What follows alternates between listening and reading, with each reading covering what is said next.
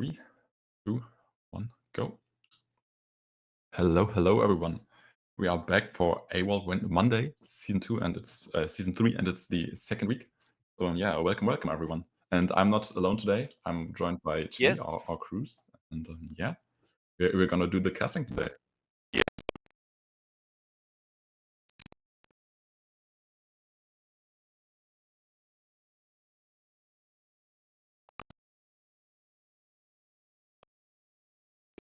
This is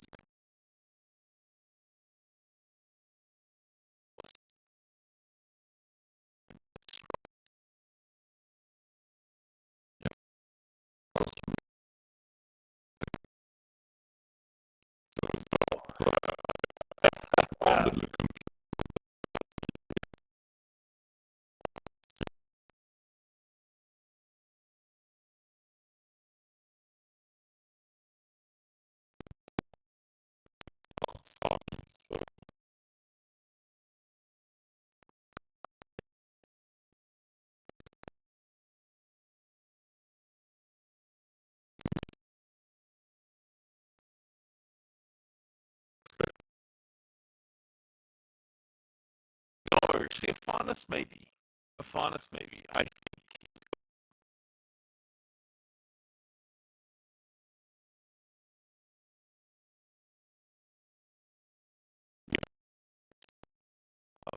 Una.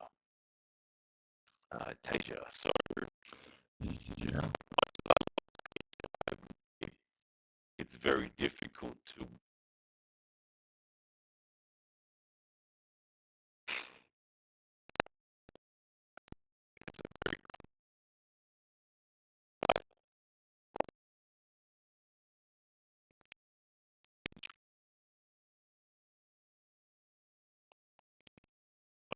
actually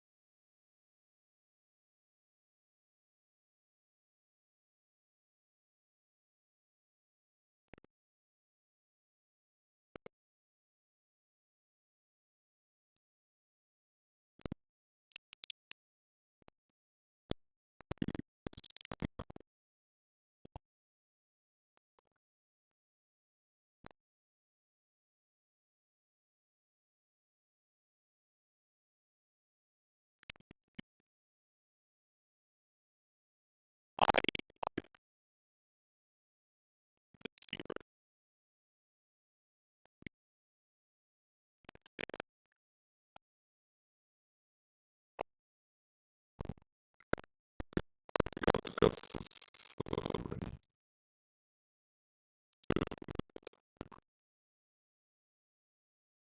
okay. Let us know.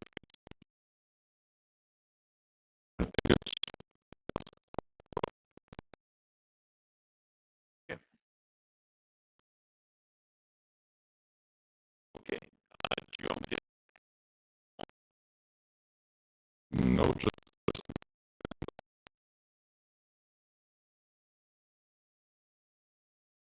yes.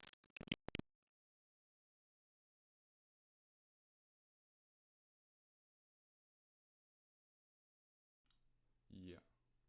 So I hope the sound is a bit better now. Oh, wait. Your sound isn't showing up on OBS yet. Wait, what is going on here? Let me check. Okay, let's. Okay, this one, yeah. Now I see the sound showing up. Okay, can you? Yep, everything's sounding okay, and maybe we can have a look at the not the Discord, but on stream to see if it's fixed. Yeah, I hope that they will tell us in a moment if it's better now or not. And all right. Yeah, for me somehow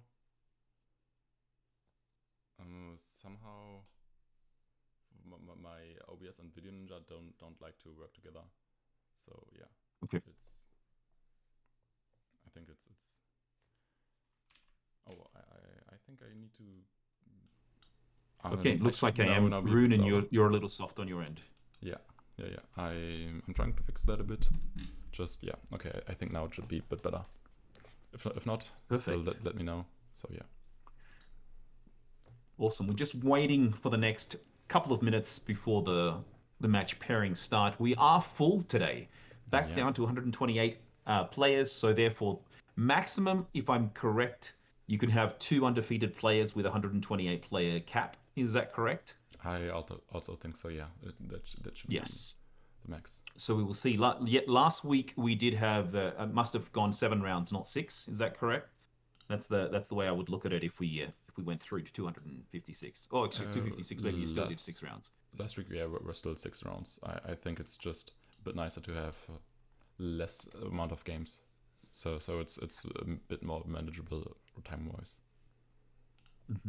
Now, is there while we're waiting for the round to start, is there a hero that you feel is going to be much better in competitive play, outside of probably Gulrang, because I think Gulrang got a lot of toys.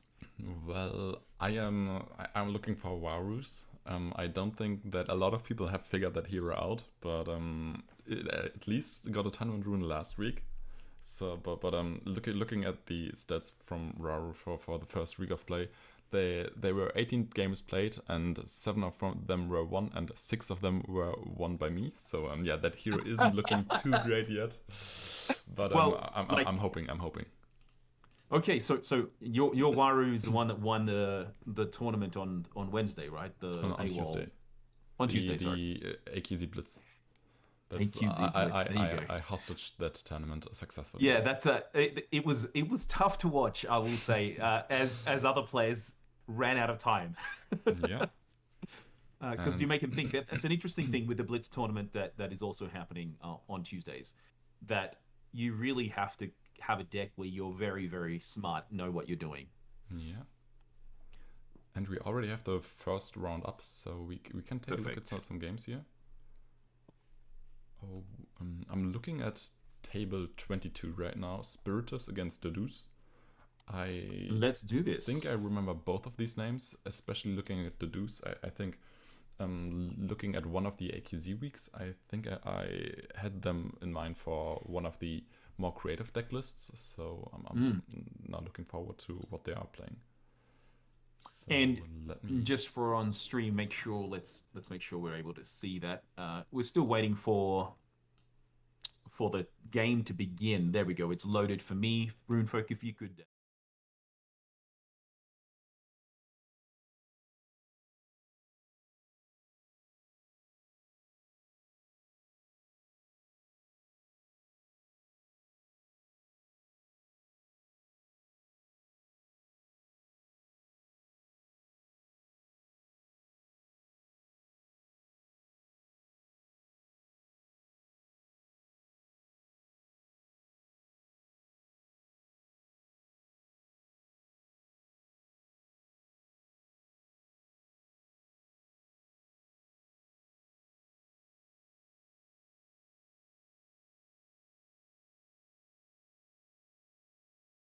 Got to put the okay, good.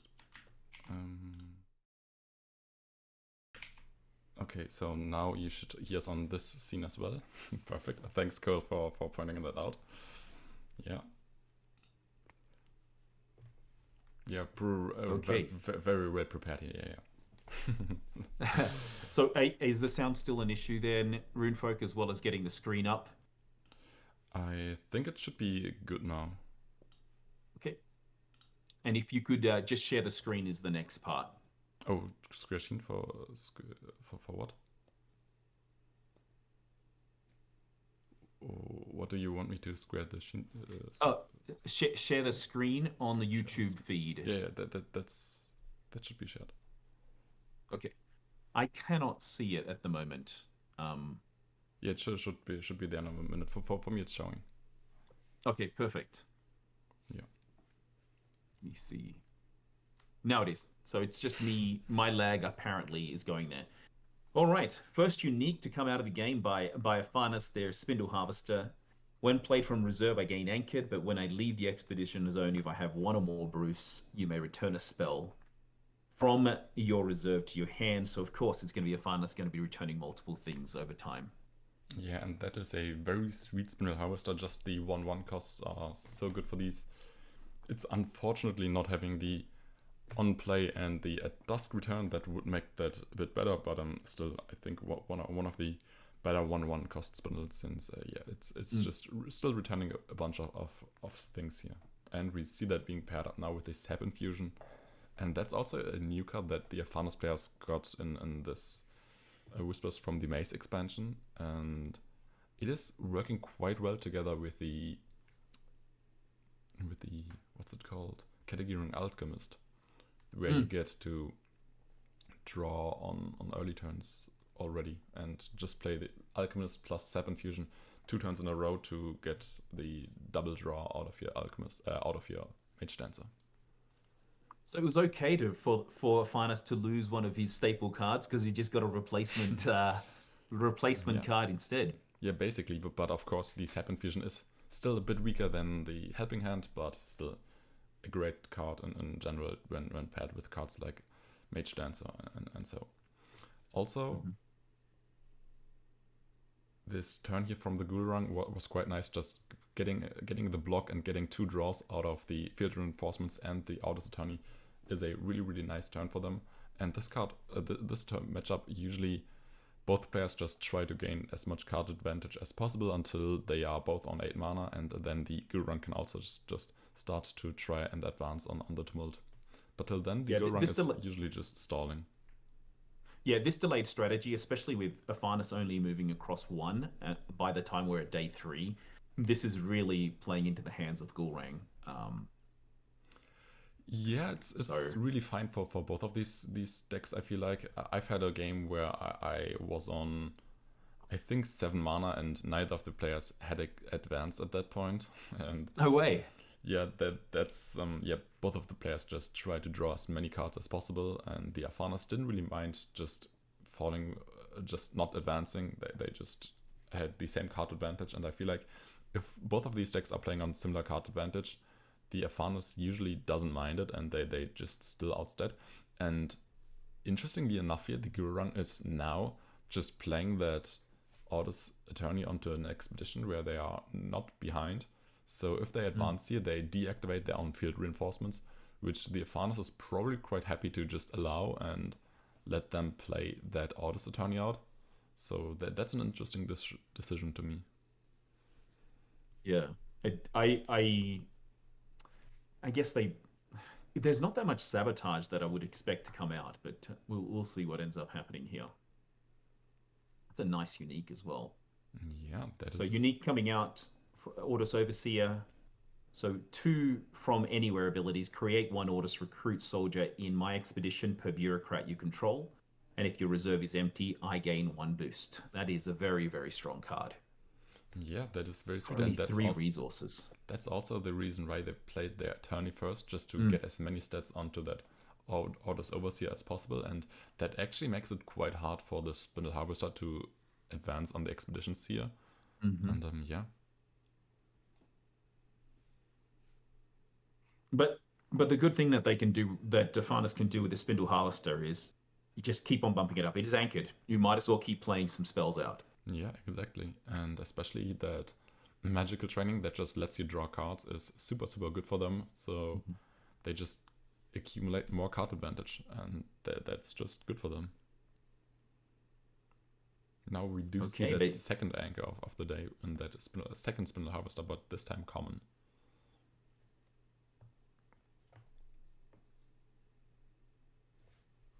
It's an interesting play by Afanas because now he's flooded his reserve.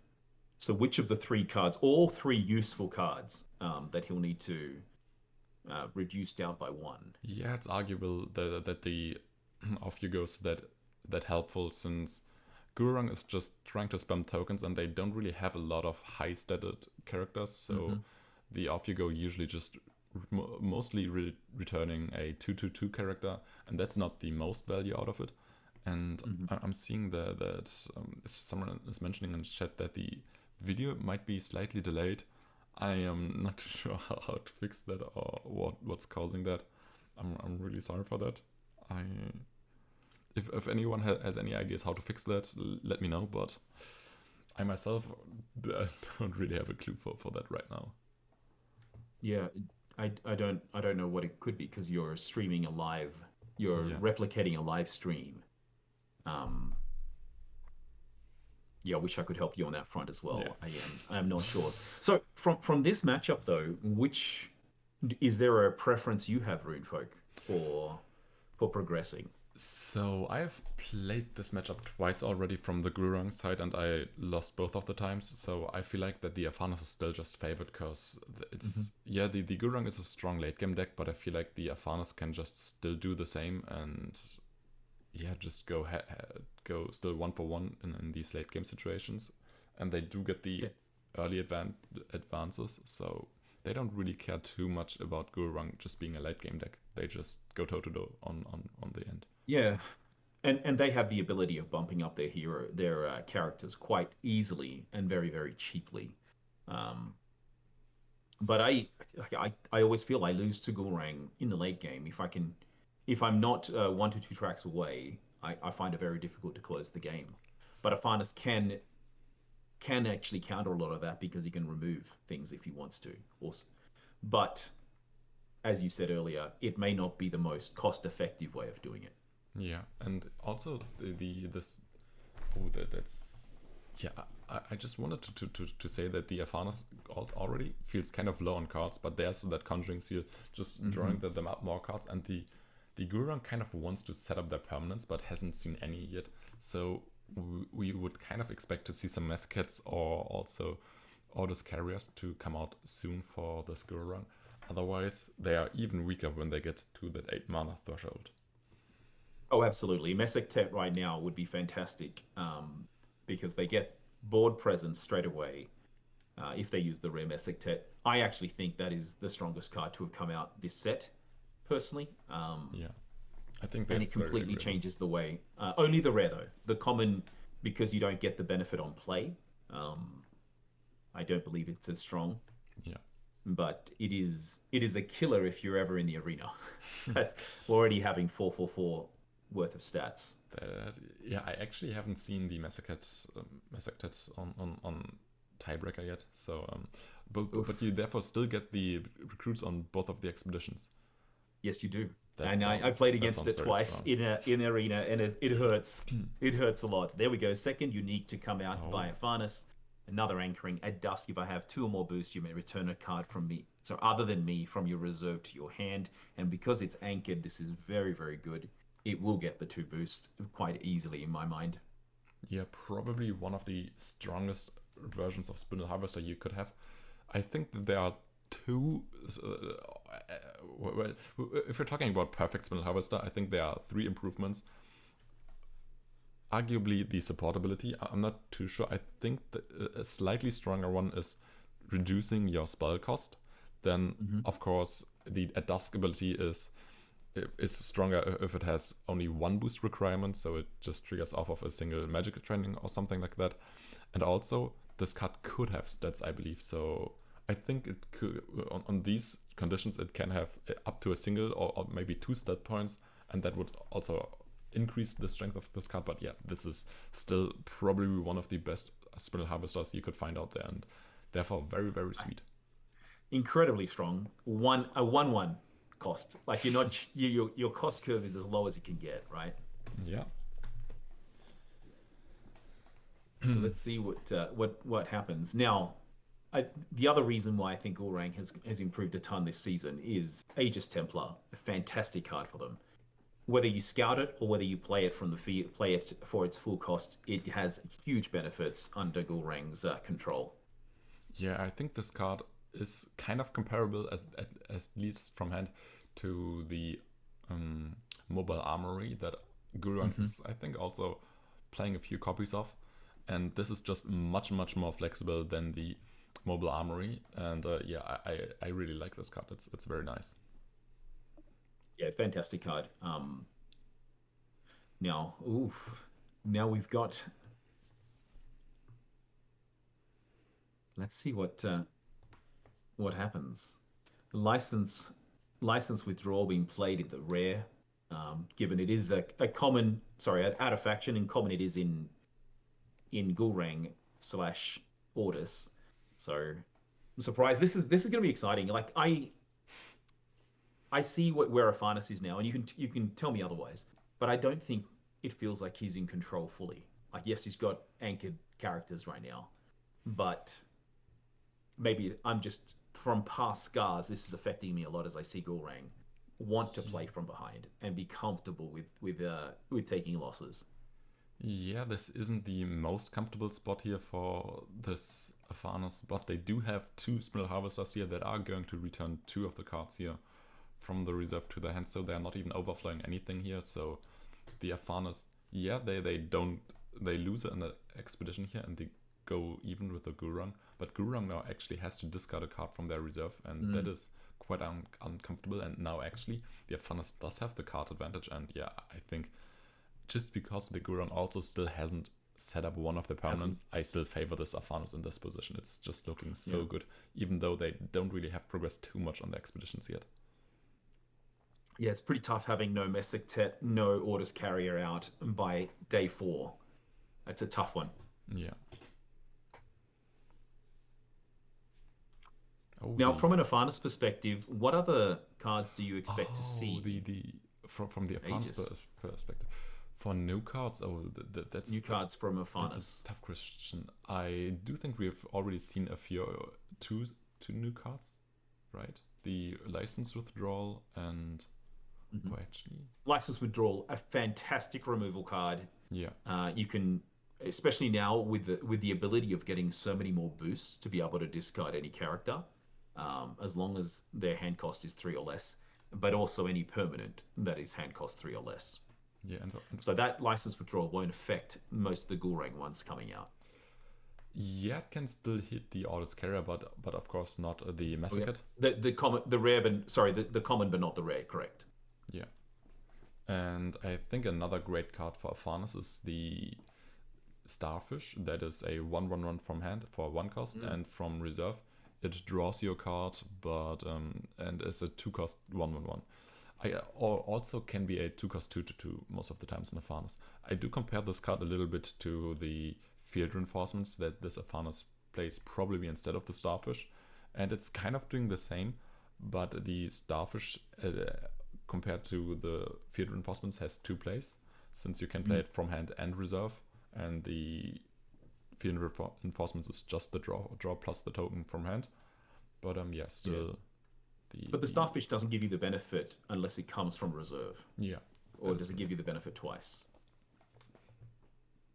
I believe it only gives it once. Yeah. Okay, let's see. And the Gulrang now wants to push themselves with that Sunisa, and yeah, already putting out 5/5 stats is looking huge. Relatively scary, but yeah, it's still Afanis. They do run a lot of high cost or a lot of characters that can scale quite fast in stats, and we do see the contest here now with a Tooth Fairy that already kind of threatens to just maybe tie the expedition with an off you go. Yep. Interesting to see what will happen here. Where would they use it? Off you go, such a strong card. Such a strong card, though 4 costs from reserve is a tough one to swallow. Also, the off you go here, if it's played out, it just takes the opportunity for the Gulrang to advance at all on this companion expedition, since there's that token, and without the Sunisa, they do have defender, so they couldn't move forward.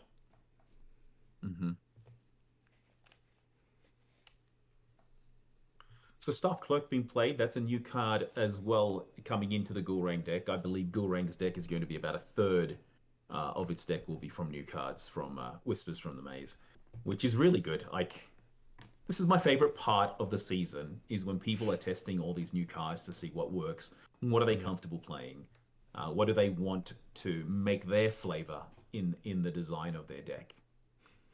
Oh, and Afanis now kind of forced to play cards here from their reserve to just give value to that Staff Clerk, and that is now contesting actually both of these expeditions, so making a bit harder here for the Afanis to double advance, and I think there will only be a single advance here this turn, and it's probably from the Afanis. But let's see what the last play here from the Gulrang is. And it is that Orders Accountant. But yeah, this this Gurung already super low on resources and no permanence. I really don't like this position here from the Gurung going forward into 8 mana. It's just looking like they didn't get any card advantage, and that is really rough with this hero.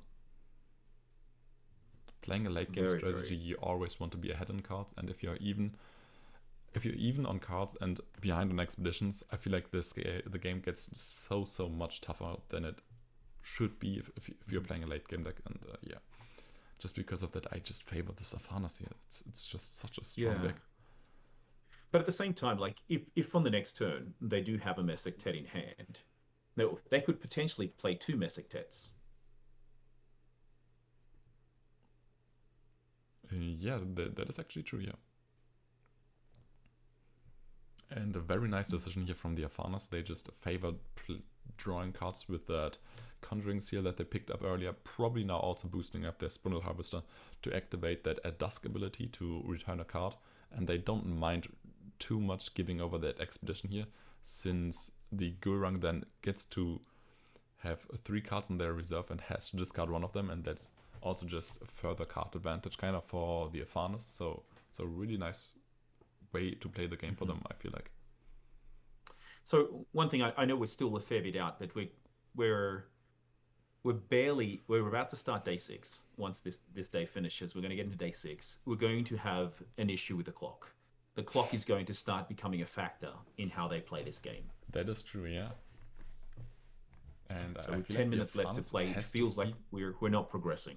Yeah, I feel like the Afanas has to speed up their play. That they are currently still behind the clock, and yeah, I think it's easier to play the game on a low amount of cards than on a lot of cards. So I think clockwise, Gurung is definitely favored here. So they've got about 3 minutes more than their counterpart. That's a smart play by using Joyride. As I've noticed Joyride be used a lot more towards the second half of the last season, and it looks like that's continuing into this season. Yeah, I think the Joyride is just a rather nice replacement for the Helping Hand, and also it's just a very strong card in general, just giving you a ton of boosts. But yeah, actually this Afanas is favoring just the expeditions instead of the drawing or returning cards. That is quite interesting to me, because I usually approach the game differently, but yeah, it's interesting to see the different lines that other players take. Yeah, and it could be that Spiritus is trying to out new things as well. We are very early in the season to see what works, but the tried and tested Afanas approach of bringing spell loops always works, and he's not moving towards that scenario or that way of working right now. Yeah, and starting off that day here with that Spindle Harvester also super strong. So going into this day, a very comfortable position for the Afanas, and they can now also again start to just loop spells with their Spindle Harvester. And yeah, these cards are just so strong. Just a 1/1 anchored and at dusk return a card. Those are so powerful. Yeah, a pretty penny to also get one of these, I would assume. Yeah. I know I don't have one. I don't have a single Spindle Harvester that is worth playing out, I'll say. Yeah, we do have one on AQZ that is playing a lot of these Spindle Harvesters, or has a lot of them. And yeah, I might have also gotten to play with a few of these harvesters already. So you know the gameplay very well. The headache it causes an opponent when you're constantly looping your card. And I was playing that card back. The first Mesoctet comes out. Yeah, finally. But and it is online as well. That's the crazy part. We are at day. We've managed to make it to have full mana. No longer a condition for Gurung to worry about. Yeah, and we do now see the boosts coming out here from Sap Infusion onto the Mage Dancer and also the Spindle Harvester to just draw and bounce back spells, I believe. And yeah, it's just from this point on. Now I feel like this is where their draw engine. Oh, beautiful! Yeah, I was going to say license withdrawal would have been great to have now, but they used the other alternative, which is teamwork training. I'm surprised they went for that one. I would have gone for the looping spell Spindle Harvester. I'm also surprised. Yeah, I would have just prefer to get rid of that card advantage here from the Arfanas and Yeah. not worry too much about the losing the expeditions. Mm-hmm. But yeah, the skill rank player favoring something is favoring a different line, and yeah, it's interesting. Oh, I could Once also again, see these guys are all he's yeah, keeping they their put own it to mage. sleep. That's, Yeah. that is a very Jeez. sweet line. Uh-huh.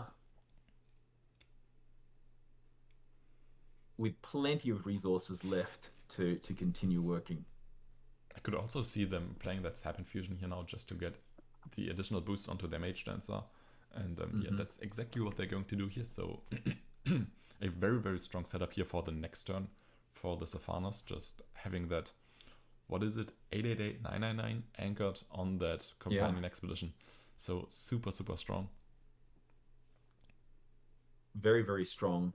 And also what we're noticing from Spiritus is his ability to manage his reserve. Very well managed to make sure that there's nothing going to waste in the way that he's playing. Keelan in chat saying Spinel Harvesters are the are fair and fun, and Blue just responded, yeah, the only thing good coming out of Muna. Someone not liking Muna. So harsh. I know. I'm expecting Kohlrabi to say something shortly about how offended and how everyone else needs to become a hippie. Exactly. All right. There we go. Look, it's still look. The gameplay from both these players is very, very smart, where Gulrang wants to take leverage as much of Messick Tet to begin with, and really looking to close it out at the end of the game. The same thing for Arfanas, controlling that one side, knowing they're ahead by one track. They just need one side. Yeah, and I actually think there's one easy way out, where maybe not that easy for this Gulrang, but usually the way I like to play my Gulrang list is play Quetzalcoatl at dusk, draw 3, and then also create a bunch of tokens. And I think that's that would also be really, really strong in this type of game. But of course, not everyone having access to these absurd uniques. But yeah, Pluga Quetz is quite a nice card, and yeah. I'm too busy to be evil. Cruz is replying. So yeah. There you go. And here there is like. Yeah. Go ahead. Both of these players here finding their field reinforcements and just drawing more cards. So yeah, it's funny to see both of these players just play out these field reinforcements after each other.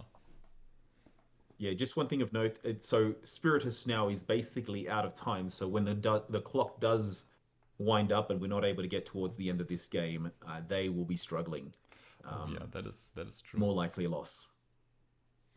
And I think that the Deuce at this point could also just start pressing the clock or starts to threaten to timeout whenever it is Spiritus' turn. So that makes it even more pressure for the Safanas at this point.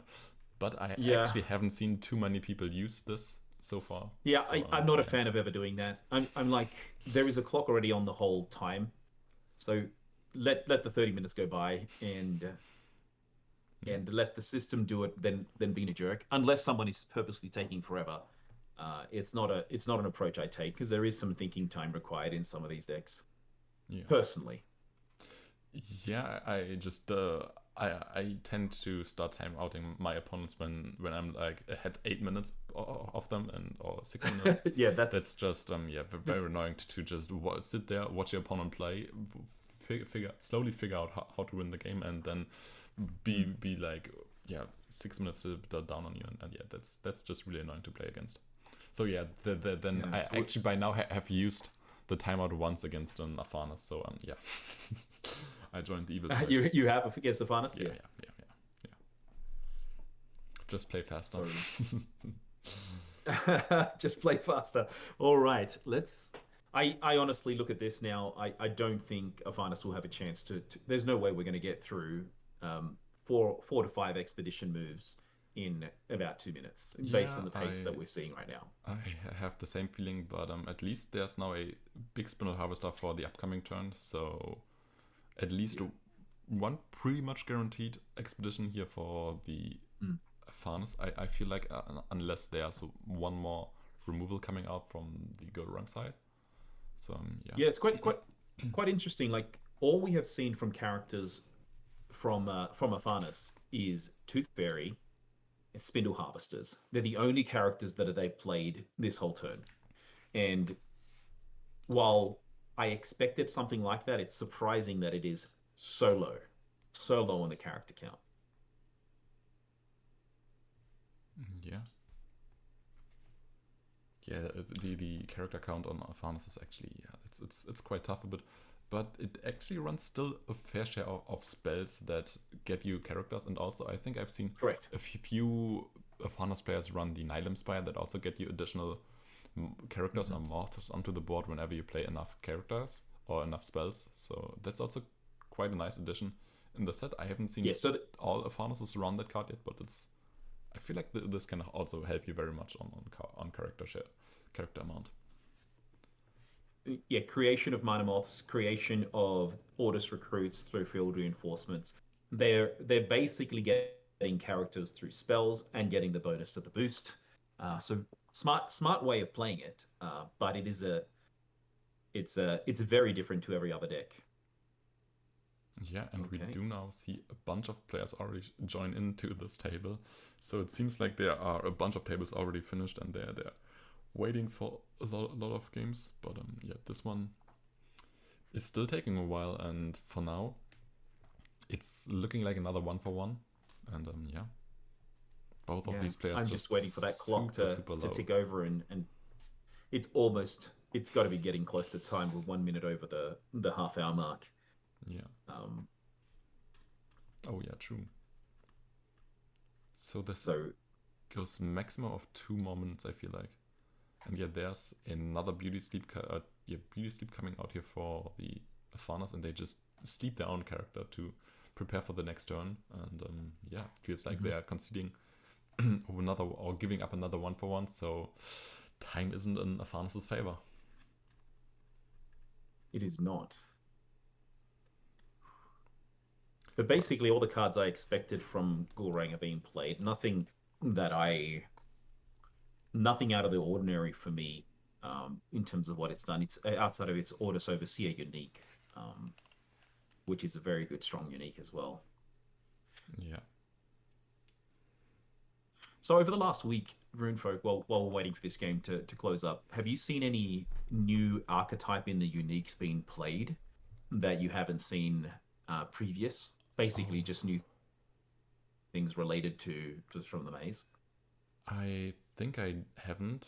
I think I don't. But one archetype that is becoming more popular is, I think, these card bouncing cards for Nevenka. Whenever you play a 0-stat character or roll a die, that you can return a character from your reserved or a card from your reserve to your hand, and these are picking up in popularity. But I think they are not quite new. They're just they're quite known already. But yeah, it's still a very, very sweet archetype.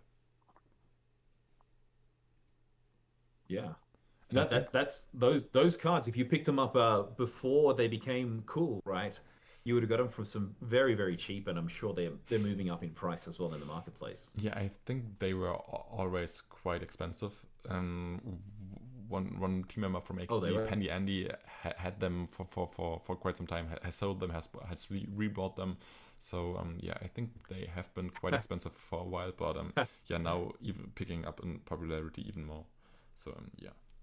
That Pandy Andy, quite an entrepreneur he is. Making not only making video content, but also getting involved in the capitalism side of playing. Wow. And we do see hypothermia here we go. Yeah. That hypothermia is quite a nice card, but usually gets more value if you have cards like Ordis Attorney or especially uniques out that provide you long-term value. And we actually have only seen that is a super good Isitok here. That is a great Isitok. We've only seen one great play so far from Gurang's side. Just that single unique. Yeah, like I think I've made a note on my podcast, but I honestly feel Messek Tet is going to get errated in this next release. Oh, I feel that they're going to rewrite it. This is my impression. They're going to rewrite it to basically just be if you're behind, you get the okay. tokens, not when you're tied.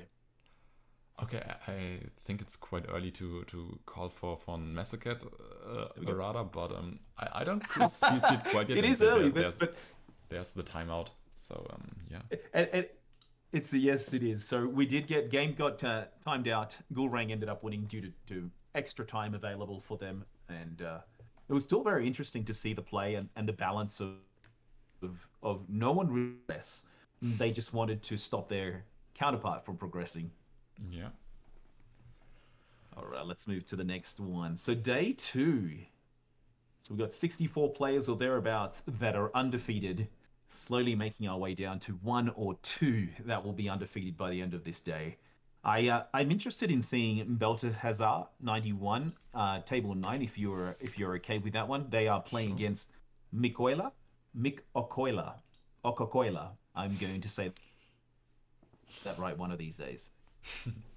Yeah, sure. We can take a look at that. Does that sound good for you? Yeah, sure. So we've got Europe against the US. So, and as I call it, the Americas against Europe. This is right now where the US is hosting the World Club Championships. So where I do believe that we're going to see a lot of the European nations absolutely destroy all the rest of the world. But in homage to that, I think we'll do this one once it does load up. Yeah, it's taking a while. I think this usually depends on the players choosing their heroes and their mana, so then we can load into the game. But yeah, for now we have to wait for them to pick everything. But now it's right. It's 2 different heroes. Aurak, another. So we got Coach Aurak. I actually think Aurak is another one of those heroes that is getting a huge uptick this season. Yeah.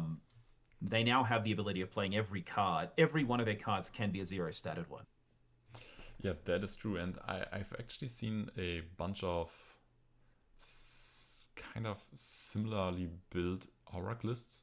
They usually try to run rare Hydras as big hits off of your Aurak ability, and also kind of ruin condition if your opponent doesn't find or doesn't have the removal for it in the deck.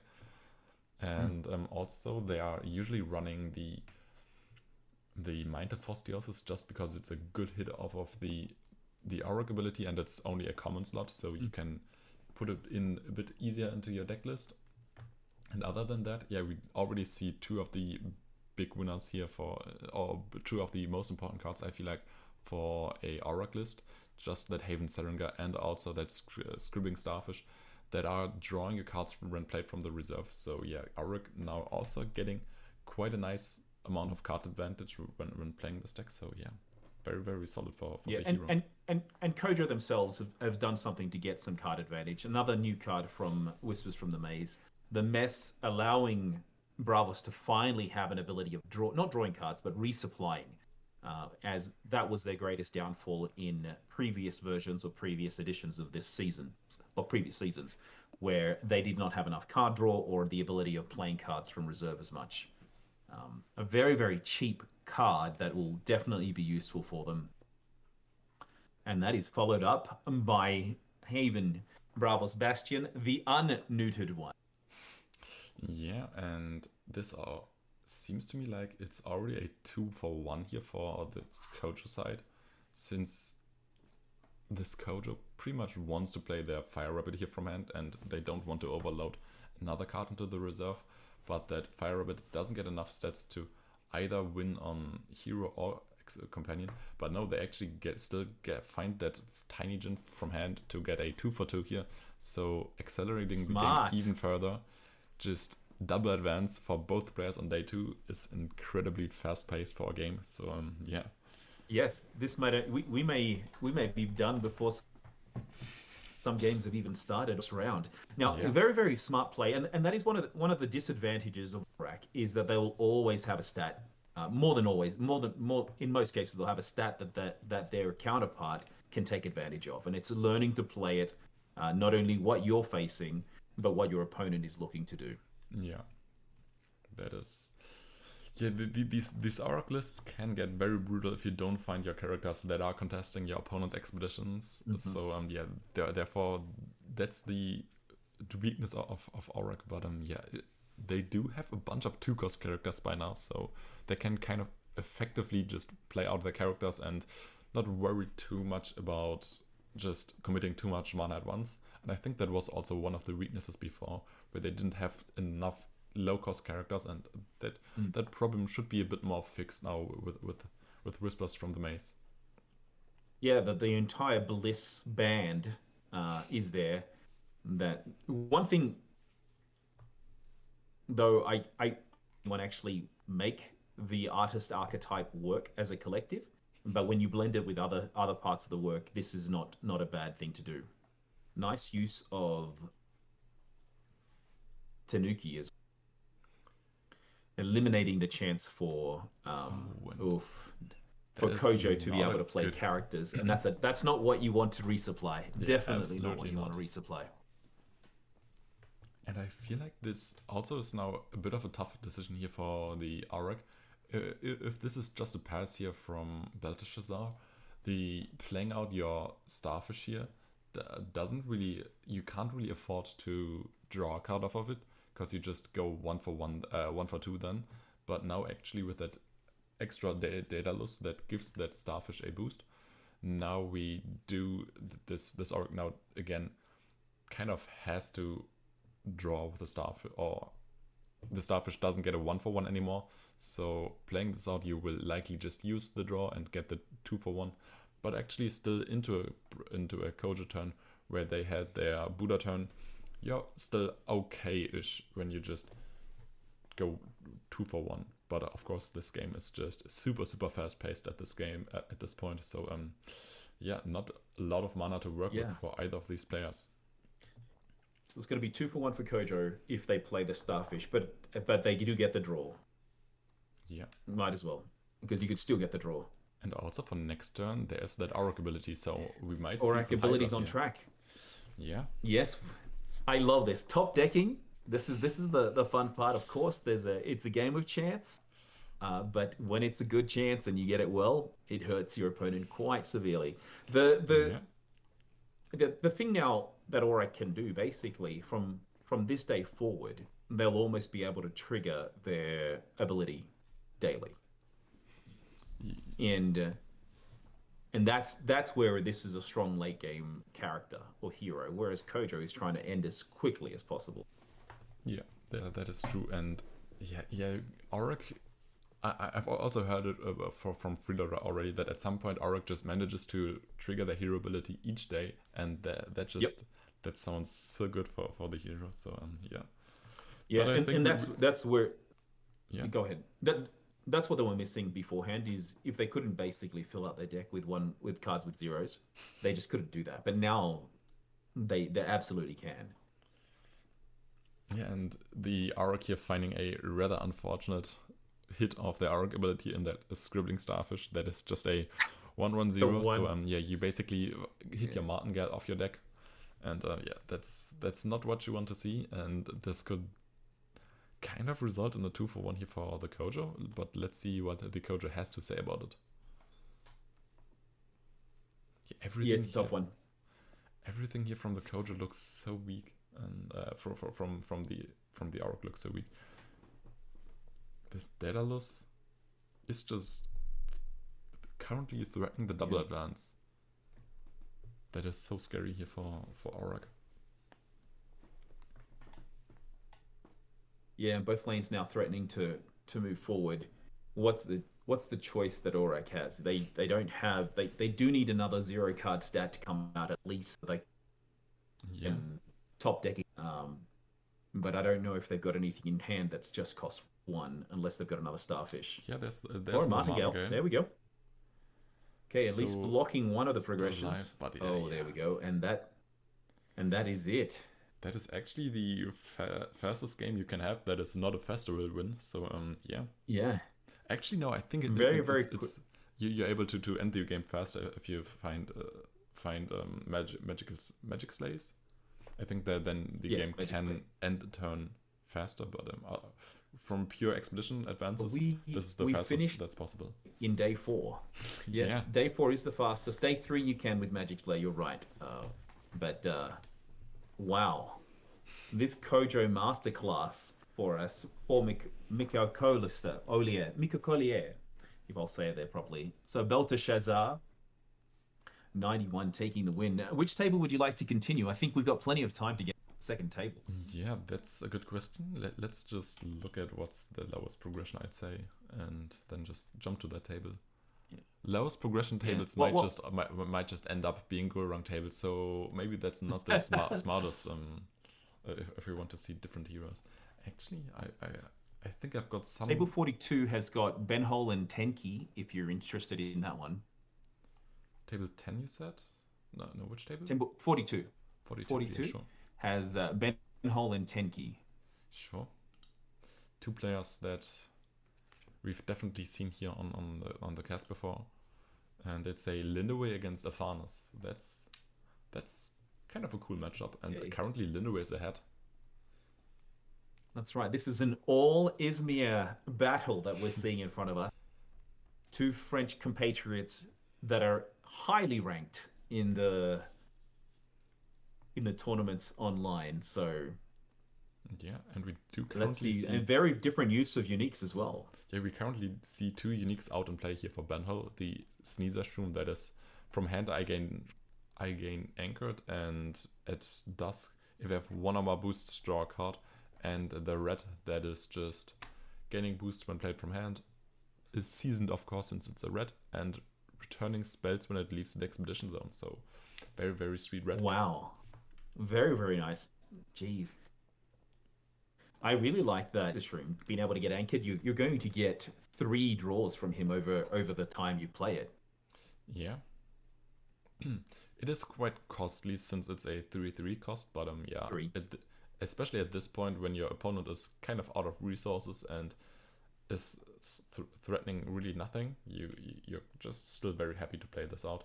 And also they can just play their red that is buffed up quite big, so it can also just return that off you go from reserve to hand. So yeah, I don't think this Afanas this turn is under any threat, but yeah, the Lindaway position looks quite rough. Yeah, potential double advance coming here, but more will have that. Oh, that is a very, very important boom to get rid of that Sneezer Shroom here and still get the 1-for-1. So Lindaway is still in the lead here, but not really looking too great on card advantage still. Yeah. So we talked about Fen being one of the decks that is very, very difficult to learn. I would say Lindaway is also a deck that requires a fair amount of thinking in finding that balance between attacking, defending, when is it best to use your more, or which characters to sacrifice. And we're seeing that Conscription is another new card from Whispers from the Maze that Lindaway's added to its deck, allowing them to create recruits equal to the number of cards in your opponent's reserve.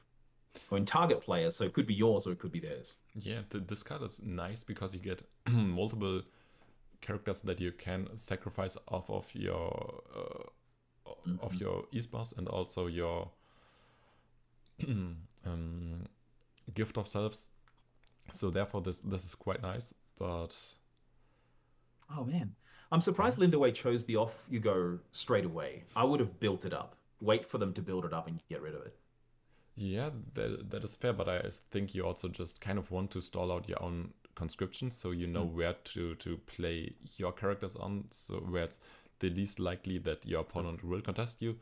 But yeah, I think it's also just a bit of preference on how you like to play. But yeah, I still kind of favor this Afanas position if they do have a character. If they don't, I think this is looking super solid for the Lindaway. But there actually is that Flamel that is outstudying the 2 recruits. So Lindaway has to find a way here now to stay ahead or stay even. Yeah, it depends on what they've got in their hand, but the sacrifice potential. Cost them one. Oh, there's another boom. There you go. Another boom, and that boom is actually quite huge because it's just discarding that Flamel, so it doesn't even go to reserve. So Go to yeah, reserve. both of these players now on Yeah. basically 2 cards for the upcoming turn. But Afanis actually has a mana lead already. Fantastic though. Like that's such a fan. And now I see. Of course, these guys know their decks much better than me. But why he had stalled? He didn't have any other characters, so Yeah, nothing else to play. that's a quick pass here from the Linway on the manaing decision, and also from the Afanis. So both of these players now essentially having 4 cards going into this turn. And there's actually that Jellyfish that is just looking to be sacrificed The best. potentially twice. The best card to sacrifice. Absolutely. Now, the hope that they have is that they've got something else in hand that's rather than just using their Baba Isba. Oh, and yeah, there's that Gift of Self that There we is go. so Perfect. important. Perfect. Yeah. Not creating their more yet, because there's that threat of the Off You Go to just send that, or just to basically remove that more. So yeah, but Mage Dance is also so hard to contest, and it's kind of pick your poison on what you want to play around. And yeah, Lindway here decided to play around the Off You Go, but yeah, playing around the Mage Dancer like that is also super tough. Wow. And there's actually that Off You Go, so Afanis had both of these options available to them. So yeah. Linway now has to have drawn an out. Yeah, but it's smart what they had to do. They did have to play what they needed to play. This is great. This is a great nurse to bring out. Allows you to basically have a mini version of more. Yeah, that is true. And now it's again on the Afanis to just find that out, find another Off You Go, find a Beauty Sleep, find that is tying the game for now. No,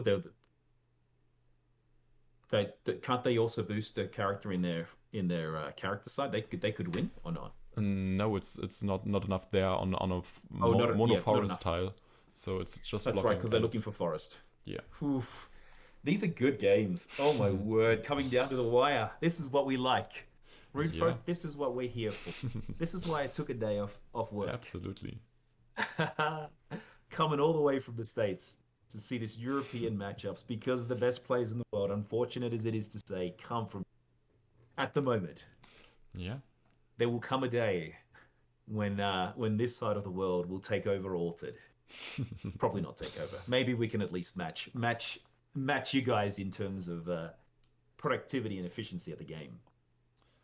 Yeah, right. I mean there were some very strong player. There are some very strong American players.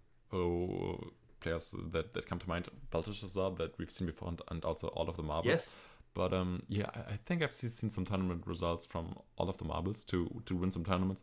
But yeah, since the game is currently still just much bigger in Europe, most of the big tournament results are still, of course, European. So yeah, and I'm actually looking forward to meeting some of the best US-based players when we do our World Qualifiers in the coming months. Oh yeah, I'm going to Dallas, so I'm going to get a chance to meet people. Hopefully, I won't be too much of a fanboy, but looking forward to getting to know those and eventually meeting the best in the rest of the world, either in Paris or elsewhere, for a Worlds one day. Yeah, that's the dream, buddy. That is the dream. Yeah, and here we see a early Rainforest coming out, not boosting up any characters for the Afanis side, but there is that 2/3 to answer that Mage Dancer threat. This is tough. Super good. Yeah, this is where Lindway I think has this. I mean, can they do anything? What can they get out of Moth to a Flame? It's currently looking to go into tiebreaker, but yeah, it's coming down to the last card here again. So yeah, very scary position for the Afanis. Yeah, very tough. And the hard part for Lindway is even next turn, the Izmir Nurse is not a character you ever want to play first to get its main benefit. Well, actually, it doesn't matter from reserve. It's only from hand that you get the boost. So. Oh, I see a name in chat that recently. Oh, nice. I see Billy Oh, Quick Billy Quick. name in chat, and yeah, the last couple of days I've been watching their Yeah, their videos are card great. reviews Billy, as your well. stuff is awesome. We love it. Yeah, We love it. it's great. I really do like it. Looking forward to meeting you. He's going to Baltimore. I may have to get myself to Baltimore. I am doing just Dallas at the moment. Even if I don't play, like if they ask me to help cast, I will make my way there for sure. I will definitely make my way if they want me to be involved in helping. Yeah, More so I can get to meet the great people in this community. We're more than just faces on site in a screen. That's what I want to try to move to. All right, I think, let's see, can Lindy pull this off? That Baba Yaga was fantastic though. An extra draw. Oh, lovely. Oh, getting rid of the Baba's Ispa, since they could have sacrificed their own Stargazer to return a spell from hand to reserve, and they likely would have liked to do that just to not now discard 3 cards from their reserve. And yeah, that is looking a bit tough, and they also only get to pretty much only use one of their cards in the tiebreaker, since there is still that Ramfrost that is looking to exhaust 1 card once again. So it's a tough position for both of these players still, but Afanis has that mana advantage and a second player now, and therefore, just because of that, I feel like Afanis is still favored, but Tanky has proved me wrong so often already, so it's really hard to tell. By keeping that off you go available, like that's tough, because Afanis builds one character up. They don't truly have multiple assets that they're bringing out. Yeah. So there we go. But leaving that off you go now open to just immediately get Rime Frosted, and it's not even getting Rime Frosted, it's just immediately getting sabotaged. So there's the first character on the board here for the Afanis. But I feel like that Tanky has to have some answers to this, since they did mana this turn, so they might just have some draws so they can use all of their mana. But yeah, let's actually see what they do have here.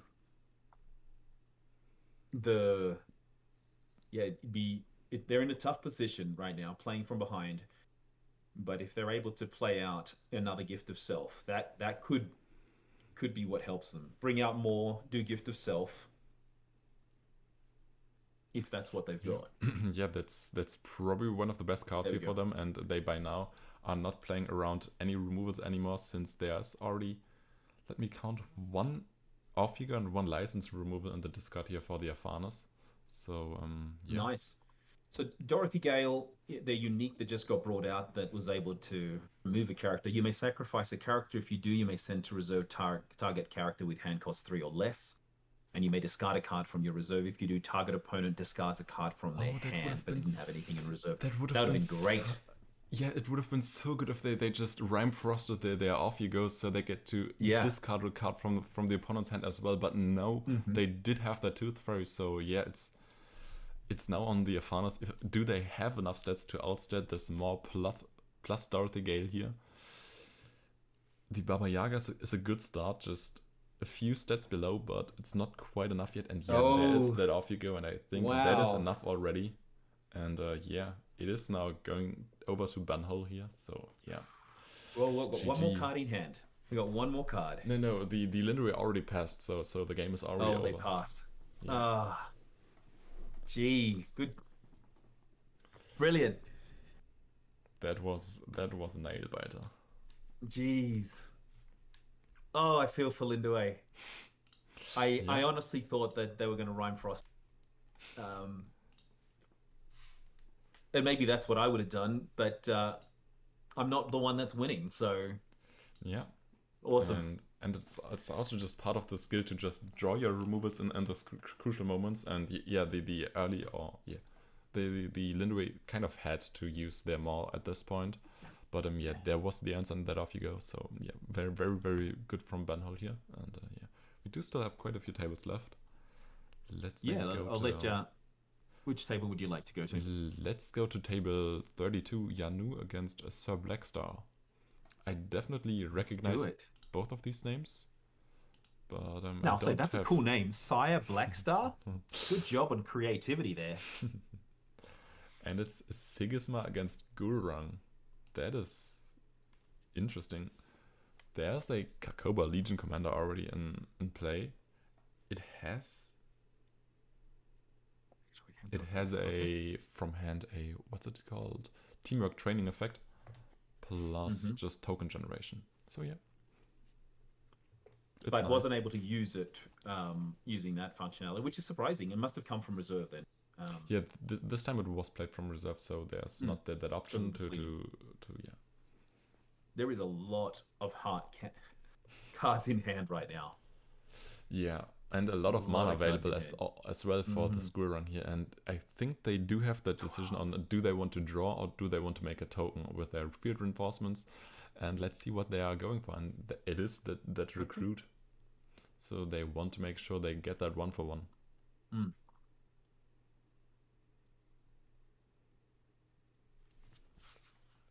Sigismar's not trying to do the same things. They just want to draw off of one attorney and solidify their other expedition, since I think... You've got to do that at this stage of the game as well, right? Because you cannot let your opponent double advance their win. Yeah. Like, you've got to be able to shore up one side while getting any kind of benefit the other one. Now we've got a unique drill mole coming out, a bunch of text, which has a sabotage effect from lots of text and the sabotage from reserve for next round. There is something. I can't hover this card because everything, whenever something gets a boost or joins into play, the hover gets removed. So yeah, it's just creating tokens from hand, right? Yeah. So yeah, playing that Autos Attorney here onto the hero side probably be a good choice, since yeah, that drill mole just equalized that expedition for now. And Gurang so also ahead on mana. Mana still available. Yeah, so much available. I feel like Gurang has the answers plus mana advantage here, so looking to be looking to pressure a bit more than the Sigismar, and the Sigismar kind of has to play more defensive. I feel. And then another Kakoba coming out. So if you control 3 or more characters, create an Orders recruit token in target expedition, and you may send. Okay, so it's getting rid of one of the recruits, which is smart. You don't want to send the drill mole back out, so it will get brought out again and give you more trouble. Oh, and there's an Atlas on the opposite side. That is just making all the tokens gigantic, and that is closing out the game. Very, very sweet ending. Those are the best kind of atlases. Good job. We have seen some fun games. Yeah. Even the one that was very quick. It was really well played by both players, but Kojo just destroyed it with his speed. That is true, yeah. Wow. Well done, Yanu. 45800. Yeah. That. And now we're getting close to time, about to get into our third round. Yes, still a few tables running. I'm seeing 3 at the moment, four tables in total. Let's head over to table 62 at the bottom of the list. It's AFZ against Kohlrabi. All right. And are you jinxing our teammate? I'm seeing our teammate suffer. I'd say it's a Category hostage Akasha. I'm not sure if it's hostage, but it's Category Akasha. It's actually not hostage. There's no celebration day played so far, but there are a bunch of very, very expensive spells, and yeah, this Winter Nova here in reserve for the Akasha also just looks to potentially end the game here on the spot. But Kohlrabi, of course, having 1 card left in hand, that might answer something, but let's see. Yeah, probably not. Yeah. Well, in this case, if you're they're gonna have to wait until Kohlrabi on his Tasia deck basically plays out his entire hand, and then they can choose. So yeah, tough, very tough. But it's the Akasha's turn now, so yeah, let's see what they actually decide on doing. I could also just see that Winter Nova be played here, sacrifice the Dracana, but actually off you go. Also doing pretty good job here. No, it just removes the anchor. True, yeah. Oh, bummer. Not doing anything here, but it's still drawing But a card. he got a draw. He got a draw Yeah. out of it. So that now Winter Nova's out of the equation. They Yeah. don't have anything that reduces spells, but tough. He Very now tough. kind of has to have drawn into something for 4 mana that answers this, and I Hmm. don't think there are a lot of 4-cost cards there you go. for Tasia, and yeah, there's the pass. That's a tough one. So yeah, unfortunate. Unfortunate for Kohlrabi, but very well played by AZF. Yeah. Wow. All right, that takes us to the end of this game and potentially the end of the round. No, still one table left. So let's head over to table 5 and see the ending of that one. We're down moments of this game from the looks of it. Yeah. Oh, there is a lot of cards in the reserve for this traced. And, Oh, jeez. Yes, there is. yeah. And plenty to do. Oh my, but the Ghoulrang has got so much out there. Let me take a quick look at the uniques if the players allow me to. There is a really sweet Baku that's just discarding cards from the opponent's hand. But currently, Gurang is winning on the expeditions. So for 2 mana, the Trace has to find an out here. And I'm not sure it's possible.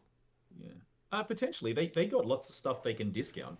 Oh, this is token generating Baku. Okay, Yes. yeah, they do have an out here, definitely. So yeah. These kinds of uniques are so crazy. Just generate tokens whenever you resupply. That is quite solid. Oh, I think this one is whenever a card leaves your reserve, right? Yeah. Well, they're out of their cards. They got nothing in reserve, so it's going to have to get shuffled. Yeah. There we go.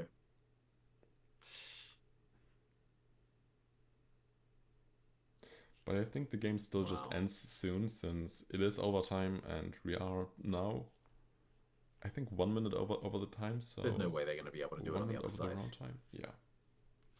No way. Oh, Ash, true. They could get over this that. Is a good time. As well. This is the part that goes insane for me. How much reserve manipulation you can do.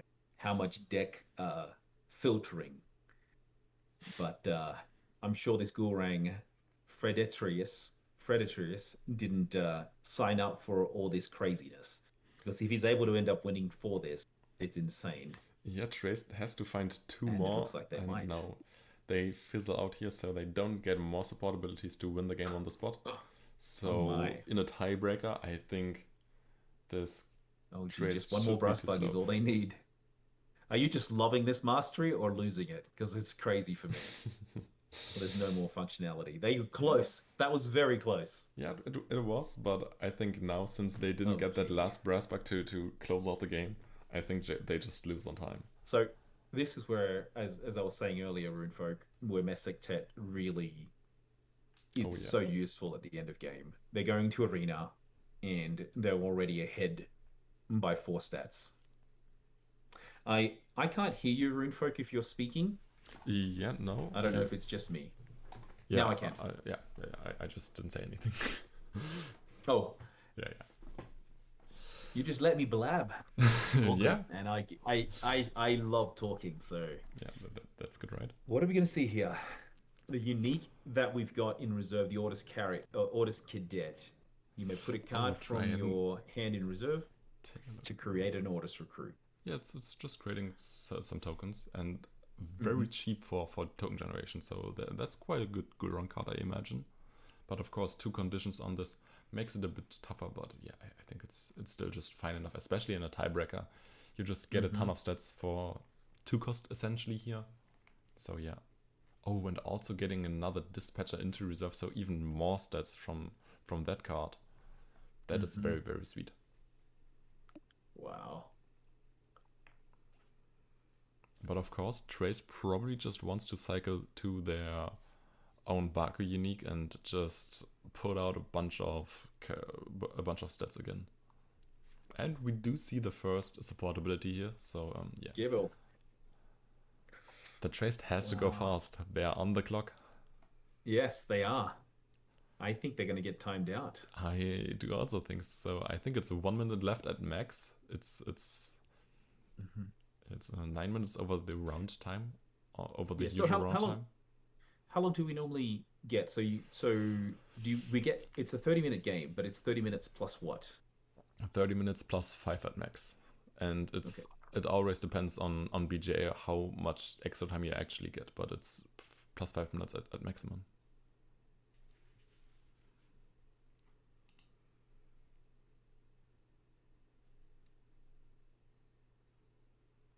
And there we go.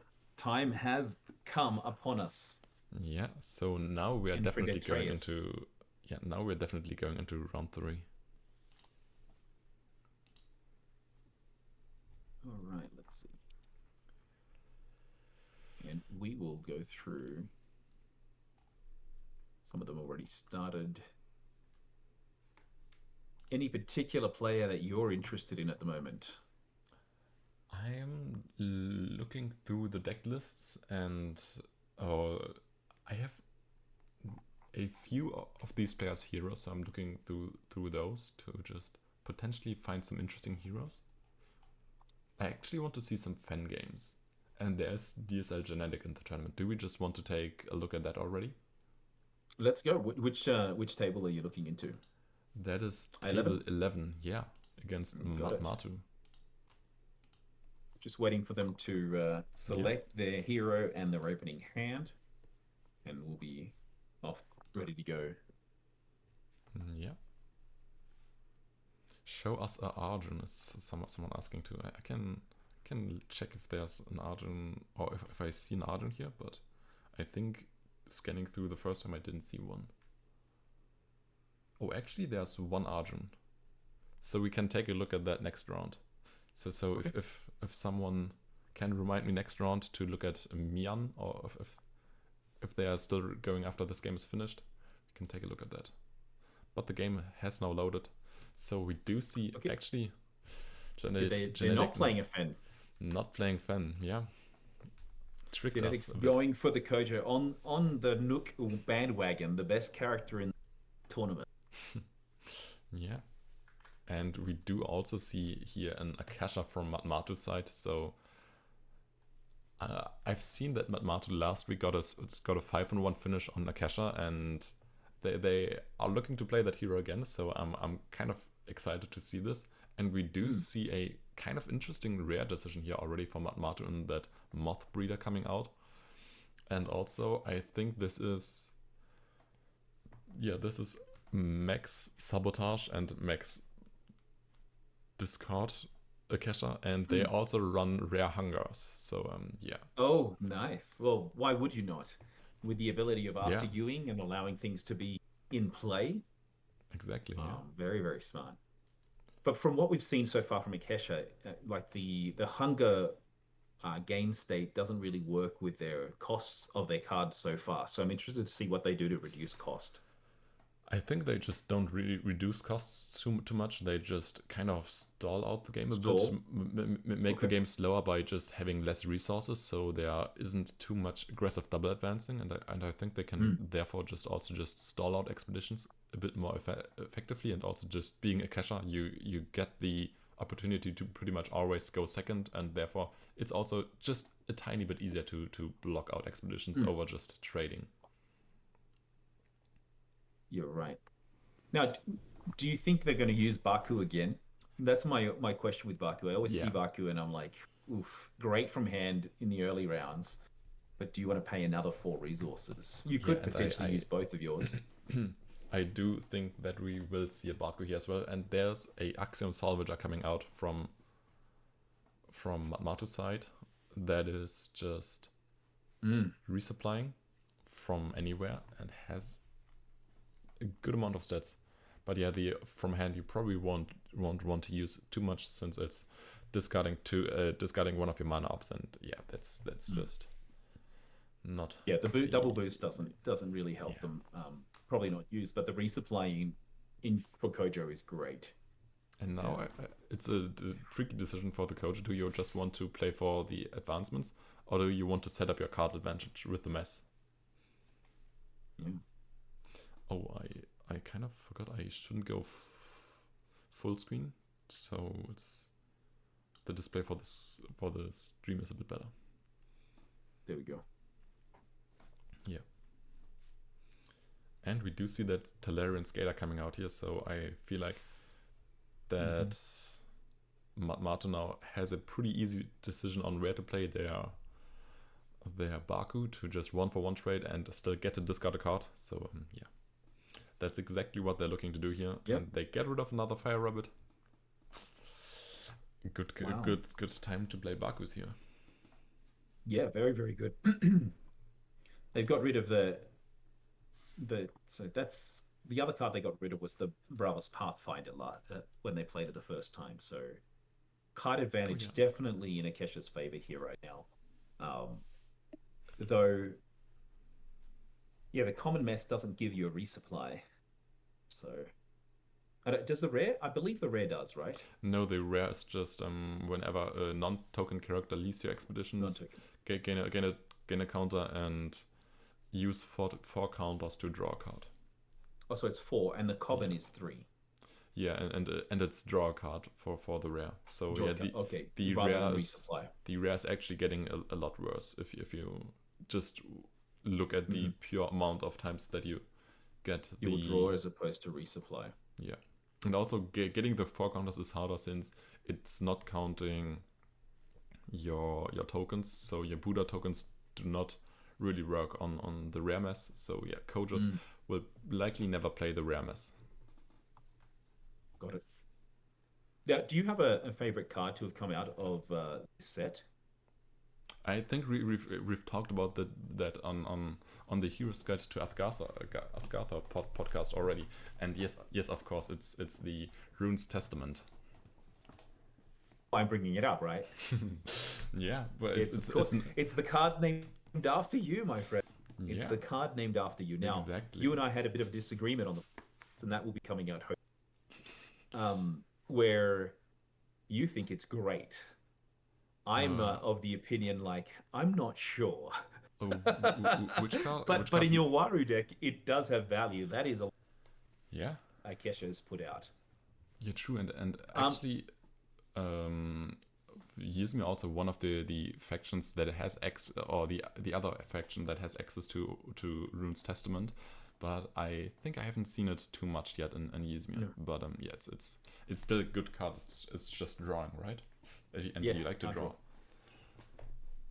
I know you and Nick wants to use it. Runes. He wants to use Rune's card in the Lindaway. Gulrain. Oh yeah. I've seen it there as well for sure already. So some of the Altars Aces members are playing pretty similar Gulrang lists, and I think a bunch of them do play that Rune's Testament. And I think one of the reasons why Rune's Testament is working so well in Gulrang is you don't want to advance early on, and you can just kind of play out your Orders Attorneys onto whatever expedition your opponent isn't contesting. Then they don't want to contest that expedition since they don't want to give you the draw, and then you can play Rune's Testament into that expedition to draw 3. Hey. Yeah. You're sharing trade secrets here, Rune folk. I don't know if you want to do that. There's people that are preparing for tournament. Yeah, I think that's okay. That's okay. Yeah. Great. And actually, now we've got Akesha that brought out one of its uniques. Very simple, but it only gets the draw a card hand. It's a very simple unique that's been played. Yeah, but it's a very sweet one. It's just drawing card and make it's just nice card advantage. Mm-hmm. It's just removing fleeting whenever a character joins. Whenever a character gains a boost, right? And then just gets to draw a card. Both, yeah. Double draw a card. That's a very strong Bravos Vanguard. Yeah, I can definitely agree with that. And it's still kind of tough the Akesha has done so much to just remove card advantage. Just to disrupt, and it's not really working too well yet. And they get double advanced on here once again. But of course, now with one more Baku, the coach is out of cards and has only left 2 cards in reserve, but is now on a Buddha turn, and it's looking rough here for the Akesha.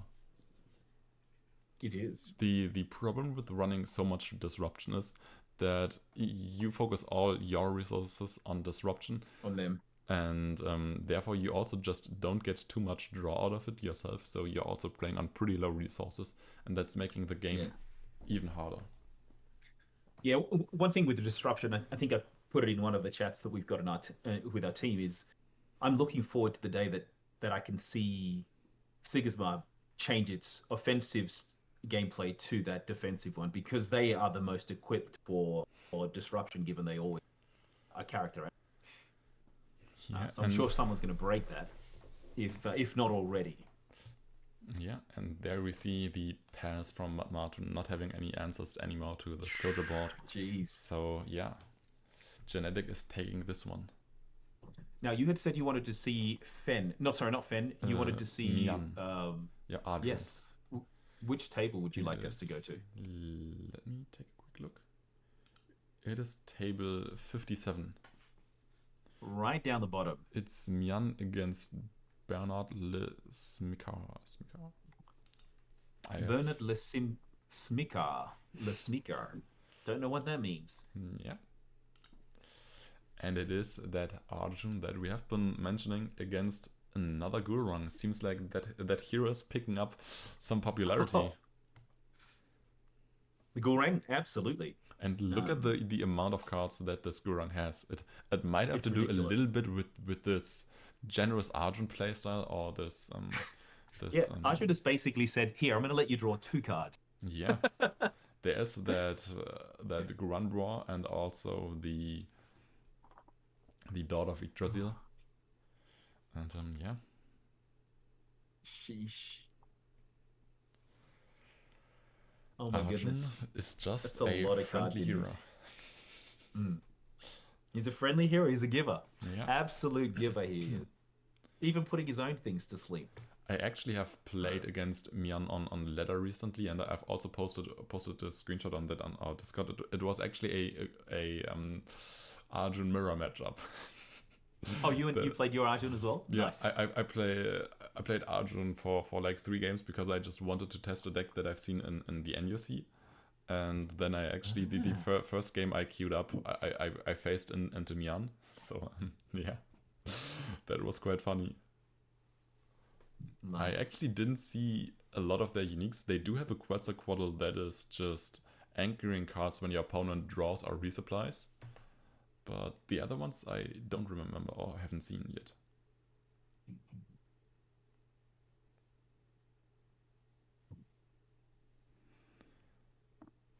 Is that the generous Arjun? Is asking. Let's see. There's a lot to think here. We doesn't know what they're gonna. There we go. I actually think the Requiem is one of the best cards to come out for Muna. I didn't think Muna got that much better, but Requiem is a very strong card in my mind. Yeah, I can definitely agree with that. Requiem is a super nice card. And especially the outer faction in Lyra. Yeah, this is probably giving a lot of people nightmares already. Just discarding so many different things. It's just very nice.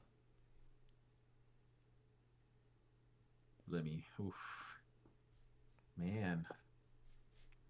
And there's now that Kitsune that's getting anchored in the Companion Expedition, but it's an easy answer by the field reinforcements. And then the Gurung is going into turn 6 with 7 cards in hand. So actually they don't even need to play field reinforcements. Just the Aegis Templar alone is enough for, and also the Gurung advances that way. So it's looking good for another card draw. Yeah. Oh, true, and they get to sabotage as well, since with the monolith. Yeah, the legate. Okay, the legate's done its task.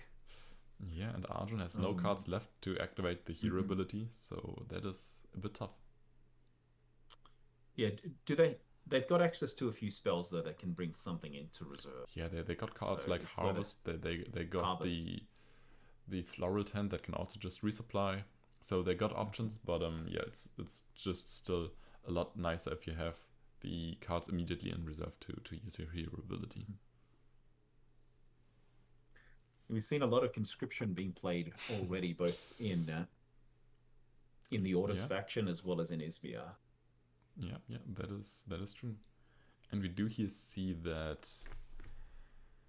little mouse coming out to sabotage and give the Gurung an exhausted resupply, so they do get another boost onto their Grand Boar.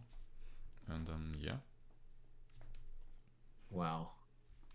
Although I guess it would have been much of a muchness which one gets discarded, because I guess that's the right one to do. So then you only get one field reinforcements, would only bring one recruit out. Oh, there we go. Of course, you had the third one in hand. Yeah. Another one. All three of them have seen play now. Yeah, and conscription is just such a strong card. Just getting so many tokens and so many stats. A 2-mana 6/6/6 essentially at this point. Yeah, that is looking good. There we go, Sat Duende. Yeah, but I feel like this is still just only drawing the Arjuna card and not doing much more. But, yes, but it's got fleeting. Oh, yeah. What does he have? He wants to anchor something that's 3 or less.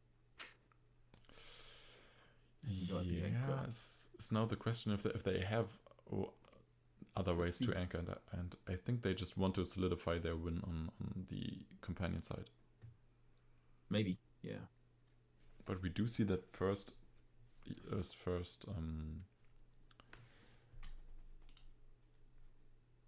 landmark coming out here from the Gurung side in that Massacre. So yeah, this is Gurung is playing the way they want to, from behind. Yeah, exactly. And it's so tough now, for this Arjun, just with the sheer card disadvantage they have at this point, I feel like. And this is the question for Arjun to say is, how do they still stay ahead but allow Gurung to advance its hero expedition so it doesn't get the double? So this is now a balancing game. If that's the style they want to do, or at the same time but with only 2 cards in hand and 2 in reserve, tougher. And I do see in chat the question if Generous Arjun is the group hug archetype, and yes, it is. They're just very friendly to their opponent, they want to give out some hugs. Yeah. And group hug basically means it's a plant animal deck, right? You are cutting out a little. What did you say? Sorry, I was just saying it's a plant/animal deck. That's the group hug one. Yeah, the idea of it is just you give your opponent resources, but you gain yourself a benefit out of it. I think that's the archetype idea. The Grand Bois. Yeah, basically. Everything to do with Grand Bois. Okay. Also, there are a few cards that do synergize with that. I think there's also the Quetzalcoatl and also the new landmark permanent in the Undergrowth, the rare version that you can tap to give your characters boosts and can untap it whenever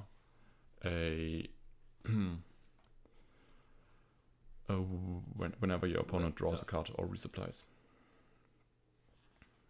And yeah, that hypothermia here from the Gurung side, pretty brutal, just immediately sleeping that Grand Bois. It is not looking good for the Arjun. But at the same time, looking at what they're doing, regardless of this, is it almost makes it that Messick Tet's only going, because like you're just adding stats to Grand Bois unless Grand Bois gets removed, which it might. Yeah, but given the amount of resources, this is probably still likely double advance here for the Gurung, and therefore this, moving the Messick Tet is nice. But yeah, just look at the card disadvantage. It's just so bad to play at this point, I'd have to say. Yeah. Very, very hard.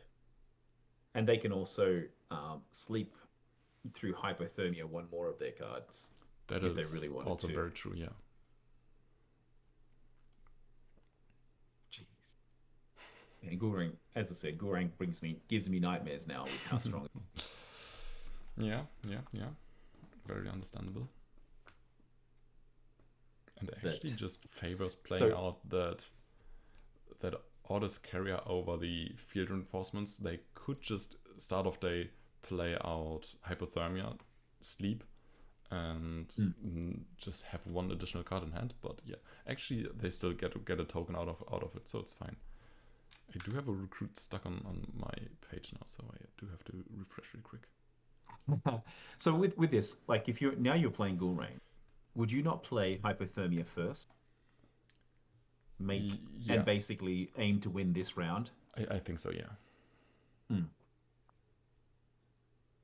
And therefore you still have you already have the token on the field, so it's pretty solid for you. And yeah, this just no cards is so tough to play with, and yeah, it's just a game about card advantage. Oh, and yeah, Anubis probably also deals with that Grand War quite handily. So yeah. Oh, nice. The Anubis is from anywhere if you control 2 or more landmarks. Create 2 tokens, but from hand, if you control a token, each player sacrifices a character. And, nice. Yeah. I love Anubis. It doesn't get as much play as it could.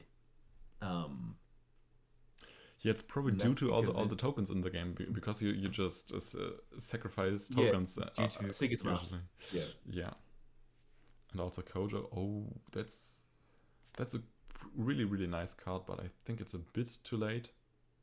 But yeah, Loki's generally one of the very, very strong cards for Muna to deal with high card advantage opponents. Yeah. Well, at least now it's balanced it out. Yeah. And this is one of those Lokis that does it immediately rather than after the end of day. A lot of the uniques I've seen don't allow it till during rest. And another Hypothermia. Gee. But on the positive, if there's no more characters here for Gurung, it should still be a rather easy 1-for-1. Mm-hmm. Oh. Yeah, well, it's still currently looking like a 1-for-1, but of course Gurung now has probably the last play with 2 mana left. So they could just, there's the teamwork training to remove the little mouse and get the last 2-0 that the Gurung needed. Good game. Yeah. Wow. Arjun got rid of the card advantage, and Gurung has no cards left, but the game is over, and that's ultimately what matters. Wow. That is crazy. All right, let's get to see what other games are going. This should be very close to the end of round 3 as well. Got another 5 or so minutes. Yeah, I think there's currently some ordering happening on table 5, since there's Popiat on there. But let's look for something else maybe. Let's maybe go to... tell me which one. Let's go to table 32, Corroder against Erratic. All right, let's do it. Table 32. We've got our first Italian. Oh, and what have we tuned into here? It's my word. It's a resupply Auric actually, right? Yeah, it is resupply Auric against Kojo. And I think this is likely gonna be the game here, since there are enough discounts, and there's also a Twinkle Twinkle to end the game. And yeah, have you seen a resupply Auric before? Do this. No, you? Yeah, I've actually seen this before, but not too often. And yeah, that reserve is looking quite decent, I'd say. It's looking like a decent reserve. Yeah, look, there is crazy. Like all the uniques say when you play another character based resupply. Yeah, exactly. And all 3 of them were actually out that turn, I think. So that's insane. And they're all 2/2 and 1/2 cost. So that's, I think, the best stat line you can get for these is 1/2. So yeah, these are probably some of the stronger ones. That's insane. All right.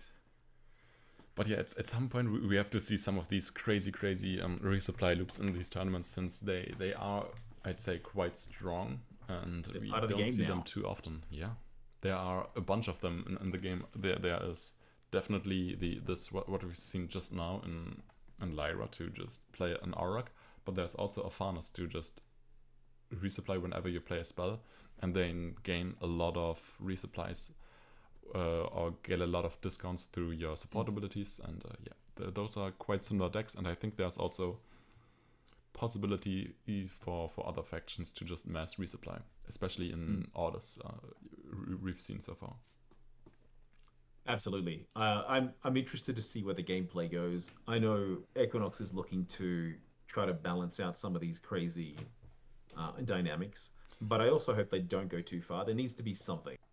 Like, some of these uniques have to be wild.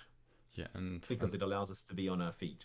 Yeah, and Axiom actually also has a pretty easy resupply chain without even playing uniques and just playing the Ouroboros and support abilities. So yeah, that's also a decent resupply loop. But let's for Very now much go so. over to table. Oh, let's go to table 39. I think it Table is 39 as we get towards Lapinato the against end of the day. Wex. Weeks, and let's have a look. Once again. Oh, Yes, that is a and lot of Manamoths. that is true, and it's another Afarnas against Lindaway. And we do have another Spindle Harvester already in reserve for the Afarnas, but it's now getting bombed. And yeah, Afarnas has to find some answer to this board There state must have been a that lot of Lindaway has put out. sacrifice, because Moore has 6 on his. Yeah, three sacrifices sacrifices at least, therefore. So yeah. Is there an Off You Go plus 1-cost spell in hand for the Afarnas? I think that would go 1 for 1 here, Yeah. but actually also Wow. the Off You Go itself would go actually only 1-0. Yes, it would. Yeah. Now, this is interesting, because this is the kind of Afarnas build that I was thinking of, is the Nylon build. I know it hasn't received as much traction as your traditional spell and boost up your characters, but I've always felt this is legs, so I'm interested to see how he operates as we're getting close to the end, though. I don't know if he can do anything against this Lindaway. Yeah, and also Afarnas here super low on time, already down 2 minutes on overtime basically, and the Lindaway pretty much just chilling, waiting out the time, and could just time out the Afarnas at any point if they'd like to, but yeah, players just don't do that. It's for some reason. Just do it. Get the free wins. No, it looks like they're gonna, unless they've got an Off You Go, they can't get the one. I think there's still other options. Just play single cost. Yeah, Sap Single Infusion cost spells. or also I think. But they need 2 of them, though. Would, for a single 1-cost spell, I think. Actually, isn't this conscription here also enough to tie the game? Or it's getting 3 plus 2 boosts. So yeah, conscription here is still 1 for 1.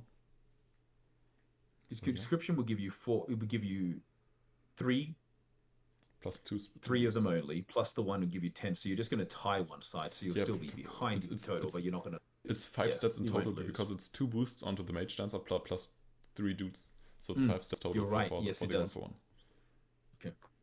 This conscription card has been a hero card in many decks already. Yeah, and it's also working super well together with the Nylums. And yeah, actually they do even get the. Oh no, it's not played from hand, so it's not getting the Nylum triggers here. But yeah, when played from hand, this also just activates the exhaust keyword on the Nylums. Correct. Yeah, there's some interesting Afarnas new techniques for an already very strong hero. Yeah, exactly. And we could see that tech of just waiting out time come out from Lapinato, but I'm always getting sad when players don't use their time, since we've also on AQZ now introduced the Blitz series where you're encouraged to do that, but players just don't. So I played in the first Blitz tournament last week, and honestly, I'm not used to not having any time to think, because literally you have to make a move within 10 seconds, 15 seconds probably at most. And that was hard for me because I'm used to it. Like, I don't take a long time, but I'm usually like 30 seconds. Okay, this is what I've got. Look at the board state.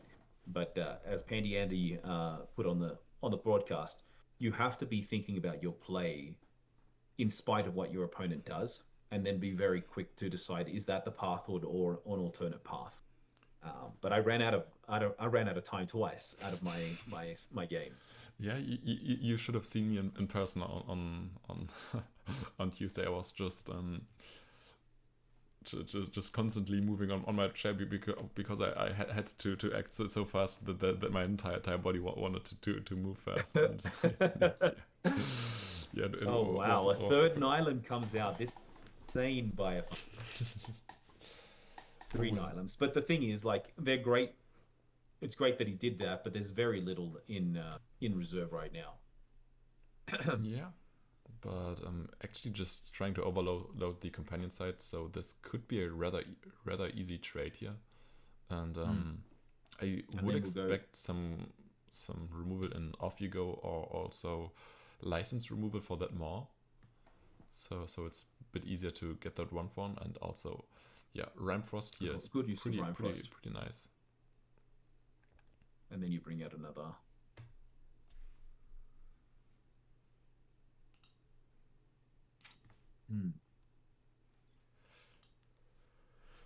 What are they going to do?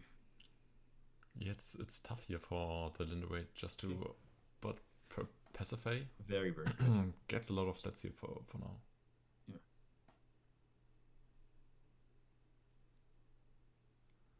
Gain a boost for each character target opponent controls. I think Pacify is a really strong card that I did not see coming.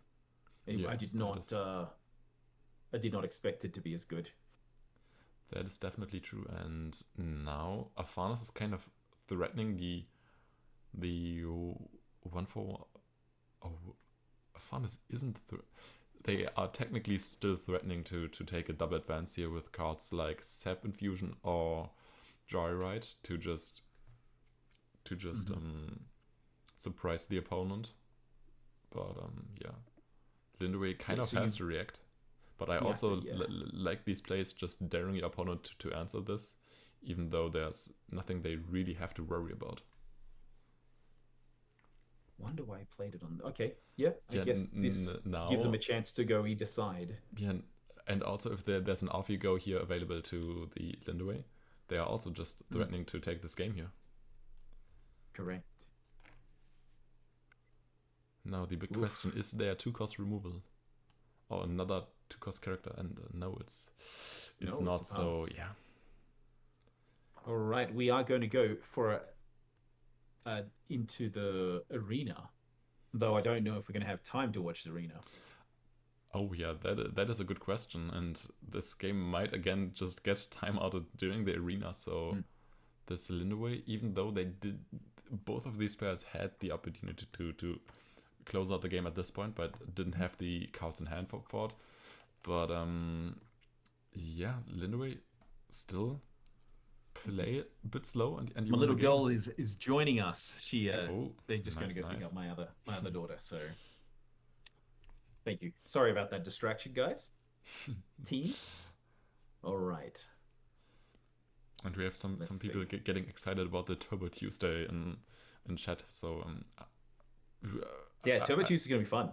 Yeah, for anyone that doesn't know, Turbo Tuesdays, there is the AQZ Blitz plus the Ace. That's for NA time zones. So 2 tournaments at the same on the same day, and both of them are a bit faster than your usual 6 rounds of Swiss. Yeah, so just a bit of advertising for that. So the Blitz format is how long per player? It's 7.5 minutes per player. So 7.5 minutes per player. Very, very quick. Yeah. And then the tournament, Ace tournament, that's happening in the afternoon for me, evening for me, very late into the night for the European audience. Yeah. How long is that one? That depends. Also depends on how often you win. It's a KO system. It's a knockout. Yep. So if you lose, you're out. But I think usually it's depending on the player number. It's brackets with I think up to 4 rounds. I think 4 rounds. Yeah, so it's a traditional bracket. Basically, you're in the knockout tournament. But the thing that's interesting, and those that are going to join that one, is the moment that you and your opponent have finished your game, your new game starts. So there is not a waiting time for the 30 minutes to be over. And there's the timeout. So We've had a few timeouts. There's a lot of thinking going on. That is definitely true, yeah. And we're watching a lot of Lindaway and a lot of Afanis and a lot of Gulrang, which are not quick decks at all. Yeah, we might just also be seeing these a bunch at the end because these are the slowest decks and the faster ones just end on day 4. So. That is so true. Yeah. Shall we watch one of our own team members, Frenica Rico? What do you think? Genetic? Not yet. Or not yet? Yeah, not yet. We're going to build up the suspense. Yeah. And also we've watched Genetic the round before, so yeah. Okay. So I'm looking at one that we haven't. We've not looked at table 5 yet, which is GoFad against Hathor. I have another table that I prefer. It's okay. It's 4 tables further down. It's table 9. It's Damien 91 against Fug Itan. And for anyone who's unfamiliar with these players, Itan is the Foundry Kojo player with super sweet uniques that synergize very well with the Foundry Bastion. And Damien is the double exhaust, discard a card from your opponent's hand, a Farnus player, and also has very sweet uniques for both Varu and Sigismai, I think. So these are some very strong unique players here. And it is the matchup that I anticipated the most. It is Kojo against Afanas. Nice. Okay, my screen's not working on my end, so I will join the game in just a second as I look to refresh. Yeah, sure.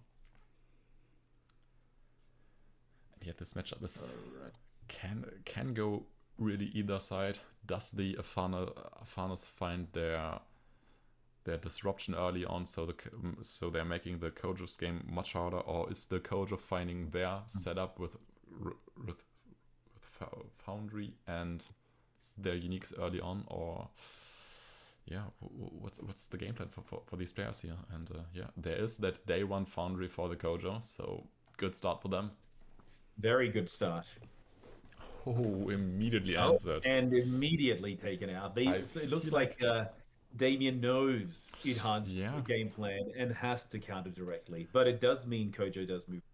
I do have the same feeling on that one, yeah. So but that's the right thing to do. That is the smart play. But it's so cool to see just players recognizing the opponent they're up against, and then just adjusting their opening hand to just counteract the opponent's strategy, and that is super sweet. Just showing the level of play we are seeing here on round 4 already. It is round 4, right? We haven't announced anything. I think we're on round 4.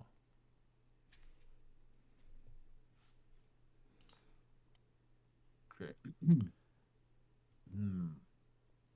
So this is a typical Afanas that just wants to keep drawing, give themselves as much options, especially towards the back end of the game. Yeah. And that is also not a play you like to make as Kojo. It's just a sabotage on an empty reserve, but you get that body out that is trying to threaten trying to get the advance. And Afanas just keeps drawing, plays out another magical training, and would go down 2-0 to another 1 cost here from hand, but that's not the case here. And plays out the third magical training already. Okay. That is a lot of draw. Mm-hmm. But let's see what it gives him. Yeah. Let's see what it ends up giving him, because like they're now two behind against the quickest deck in the format. I think this is a bit And- slower since it's a different list of Kojo. Okay. So what under this foundry mechanism, what is it that Idhan is trying to? So all of Itan's uniques are either Rototusks or there's one Haven trainee, and they do all have only from reserve abilities that say you may return target character with hand cost 4 or less to its owner's hand. Mm. So all of these can loop itself from hand to hand again. So they just go infinite basically, or they don't go quite infinite, but you can replay them each turn. And other than that, they do have target character from reserve. Target character gains 3 boosts. You may put the top card of your deck into your mana, and you may discard target character with a hand cost 3 or less. Yeah. These are the 3 Wow. uniques that Look at. Itan is playing in their list. And yeah. Yeah. at Okay. Farmers- So by being able to look like he needs that right now, with Idhan basically going 4-0 right now. yeah. I don't know. You know, I know you say Afanas can play from behind, but I think this is too much advantage. I could be wrong. He does have 8 cards in hand after 7 now that he's mannered one.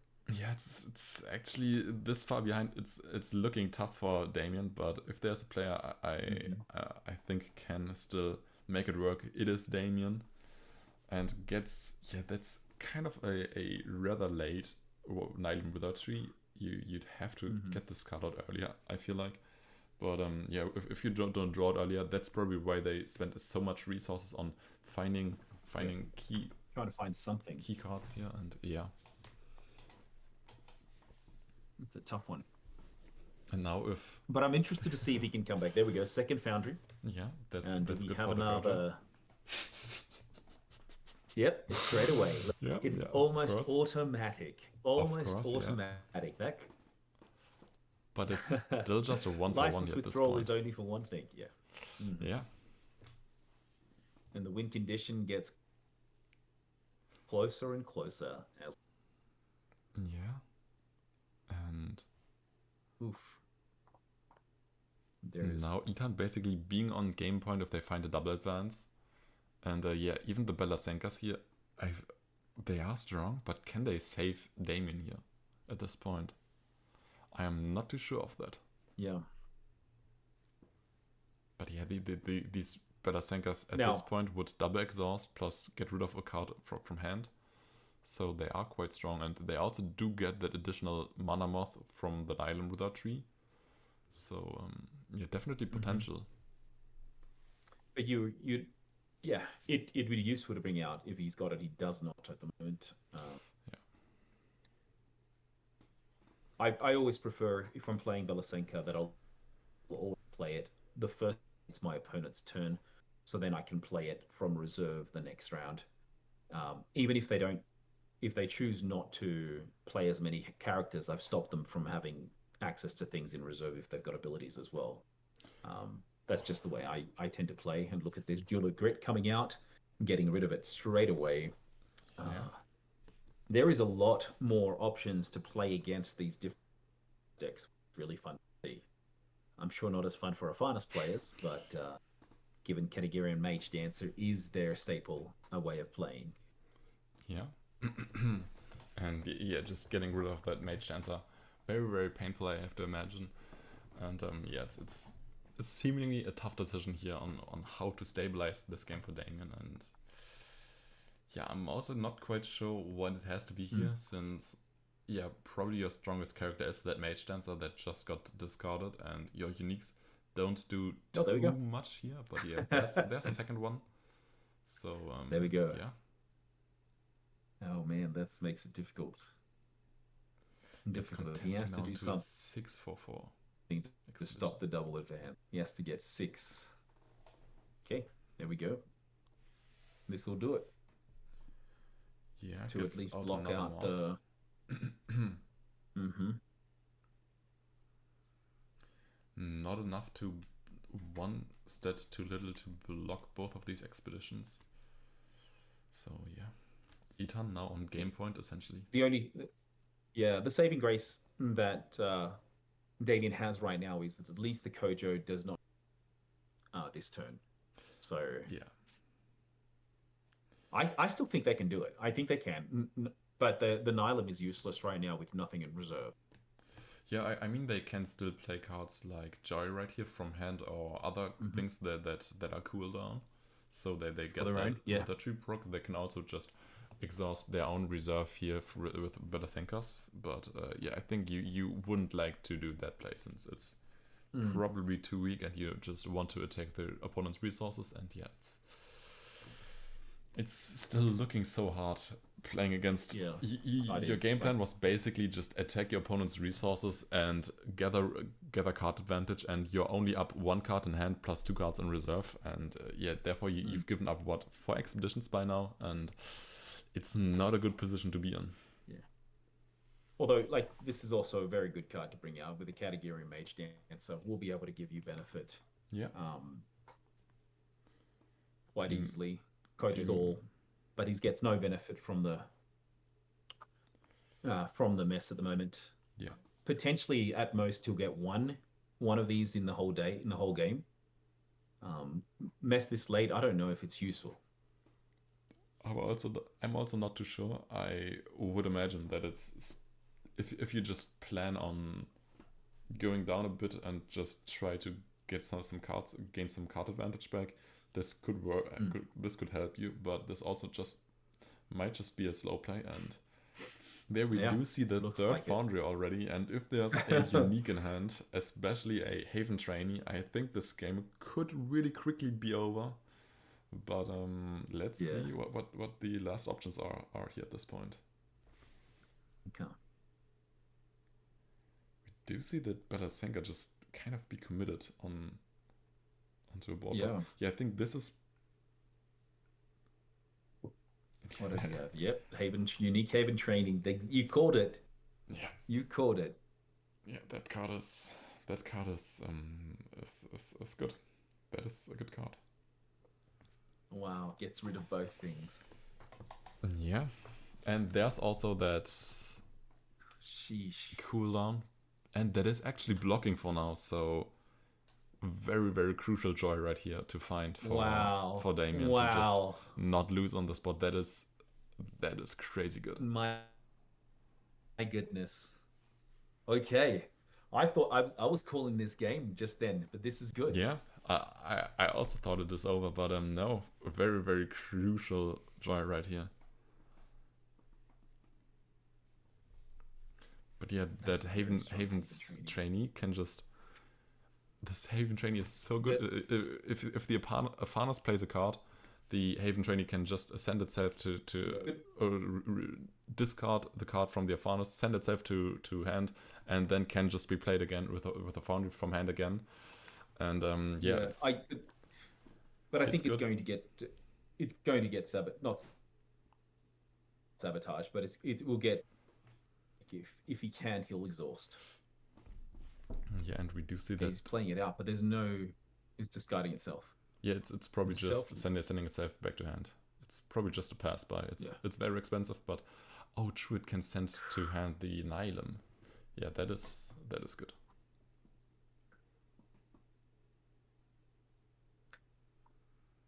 And actually, it stays on the board. Wow. So probably he has some more cards that synergize. Yeah. So probably has some other cards that synergize well enough with the Foundry that they don't think it's necessary yet to play this one. I don't need it. To return this one. And yeah. It's such a tough decision here for. But he has used up half his mana. This is the hard part. What can they do? Aphanos could relatively easily find the way that it is right now. Does not. And what did that He's thinking. trainee send to hand last turn? The Belasenka, right? 4-cost Belasenka. And yeah, that Yes. Nihilum is just played He again. did. Exhausting their own joyride. Mm-hmm. You've got to find a way of just blocking this out. What have they got? Keelan asked us earlier what heroes performed better than we expected going into today. Who did? Sorry. Keelan asked which deck or which hero performed better so far than we have expected. I guess we got to see the end of an Aurak one. I did think Aurak would be strong. I didn't know if it'd be meta competitive. I did expect personally Gulrang to be very strong. Like I think that's a given for me. Quick question. Given my take that I feel that we're gonna. Go ahead. Quick question on the game. Do you think that this coach still has a card left in hand to play here? No. Okay, I do think that they still have a Ratatosk left in hand just because they haven't had their Foundry yet. And okay. They could have had the chance to give one more boost onto their bouncer here. But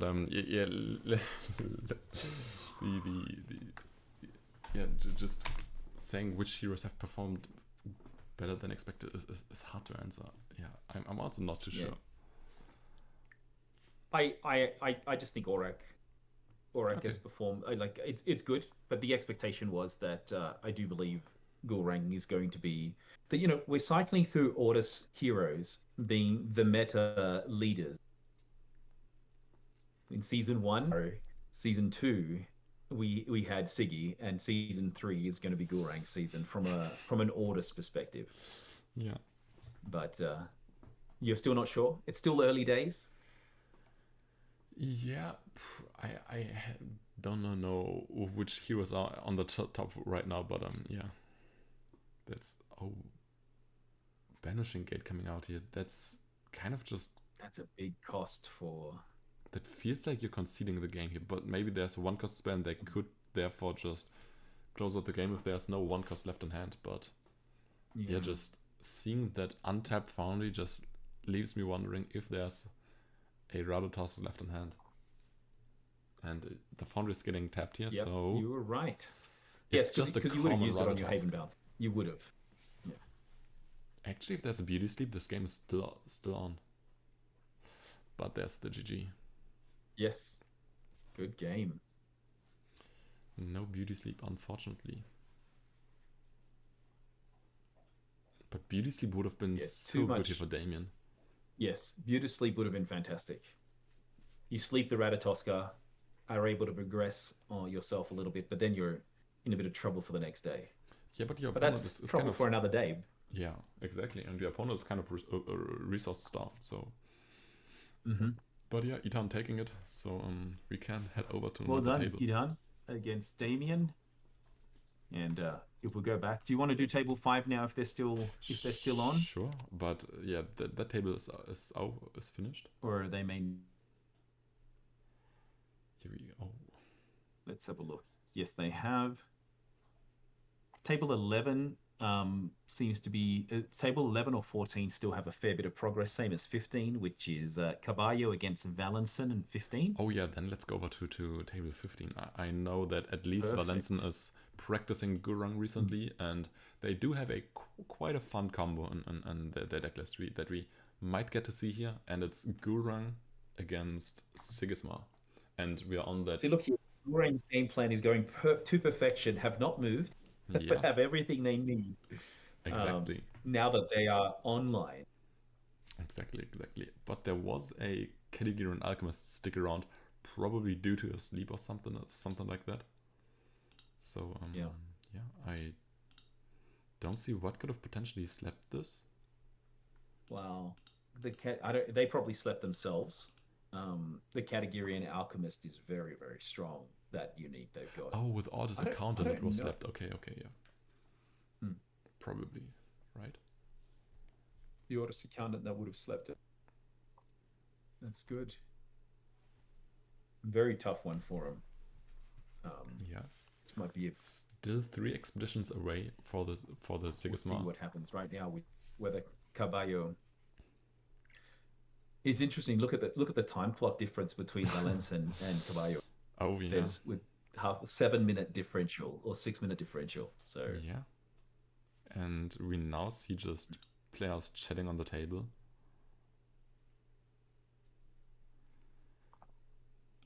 Yeah. Also, we haven't seen mana decisions here in a while for Caballo.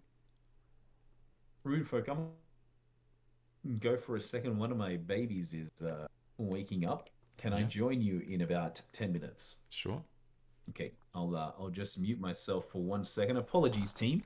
This Yeah. is part of having a family at home. All good, no worries. It's free time for all of us, so yeah, it's totally okay. So yeah, I'm Okay. not sure if Be back shortly. yeah, see you. So now I'm not sure if this table is still running, or if Caballo has left by now.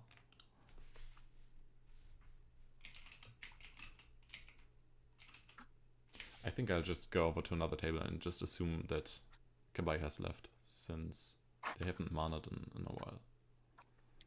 And yeah. Let's therefore just head over to a table. All right, 31. I'm back. So self-soothing does wonders. I've switched the table to table 31 since I'm not sure if Caballo's still there. Must have had issues on their table. Yeah, probably. And therefore I'm now on heads Matti against PKP Psychos. And it is a Hunger Azadi against Afanas. Perfect. So this is going to table 31. And just a quick update on who's still undefeated. We have got 5 players. Cat 95, Leith Faye, Genetic, Gothad, and Belth Shazar. Yeah. So everyone else, and it looks like Easy Lopez has only played 3 and won 3. I don't know if they Easy Lopez. Oh, yeah, they're still in the game. Yeah. And okay, so which table? And I'll move right there. 31, I think it was. Thank you very much.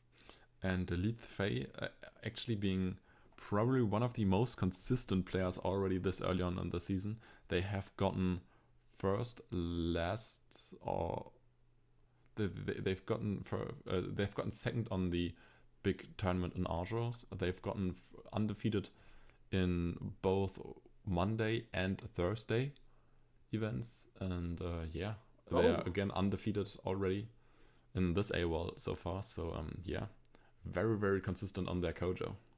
Nice. Look at this. We're seeing in our Chadi Mati, the Spaniard coming out against the Canadian. Yeah. So. And there's a poor. Do you know much about these 2 players that you're aware of? Ooh.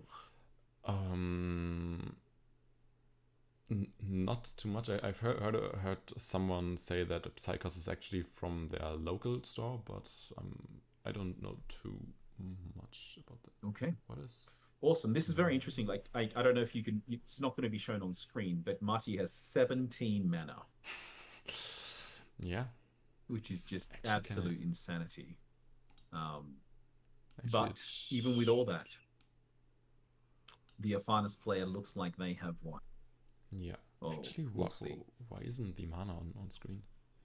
I think I'll after the stream for next time, if I'm hosting the stream, I'll try to fix that the mana is also on screen. Okay. So they're at 18 mana against 10 mana, which is crazy. And that is the end of game. Psycho Z ended up winning that one. Yes, exactly. And I've got the question in chat from Justin Training where I'm gonna participate in the qualifiers. That is a good question that I can't answer yet myself. So for now, I actually have checked the tickets for the German qualifier too late and actually haven't gotten one. Pandy Andy has a ticket, and he's now in talks with the store or with the tournament organizer there in Essen to maybe that he's casting, so I could get his ticket. But of course, if he gets to talk a bit more with the organizers in Essen and gets to include someone else to casting, I would take that chance over playing myself. But best case, worst case, I'm not playing the German qualifier at all and not going to Essen. And best case, I'm casting it. Otherwise, I'm hoping that I can still find a ticket somehow and participate that way. Nice.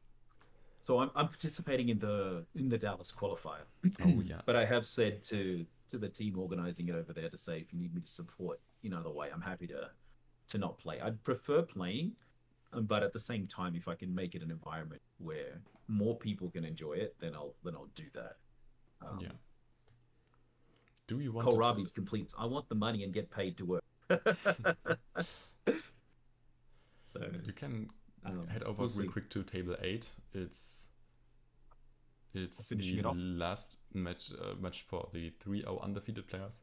It is Alterdays Popeye against Jidan, and it's a Sigismar against Basira, and it's already a tiebreaker. Yeah. Now, I have never heard of the country Mayotte. Yeah, that Jidan is from. Am That's I completely lost? Is it a fairly new country, or?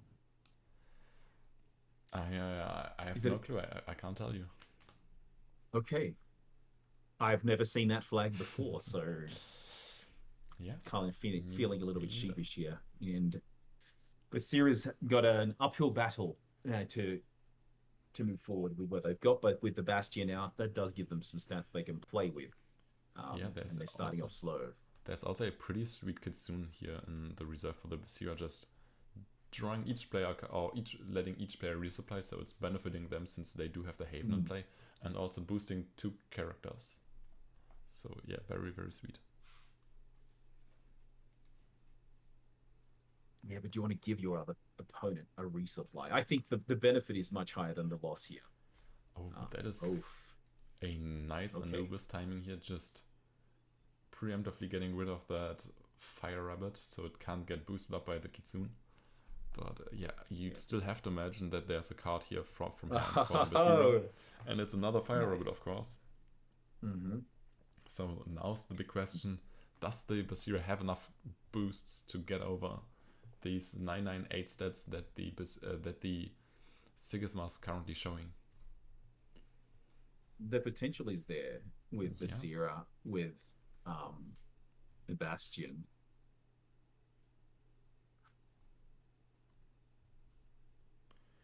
They only need. I think they still have one boost they can give with. That. Oh yeah, the A.W.O.L is very sweet to just. That's done it. That's doing it for them.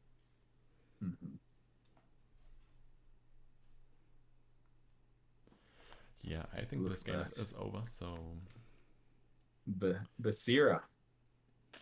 Yeah. Playing out my style. Mine's in an Occlute build as well, so. Oh yeah. Lovely. Yeah, I think Occlute being one of the strongest cards for Basira at the moment. It's just so good at trading expeditions. Yeah. It just stops them from it wrecks the reserve, wrecks the gameplay completely. Exactly. So, but it was a lucky draw. I'm interested. I would love to have seen what he had. I think it would have been possible. I think it would have been very possible for them to win otherwise as well, since they were only, I think, 2 stats away from beating out. But yeah, that A.W.O.L definitely solidified the victory here.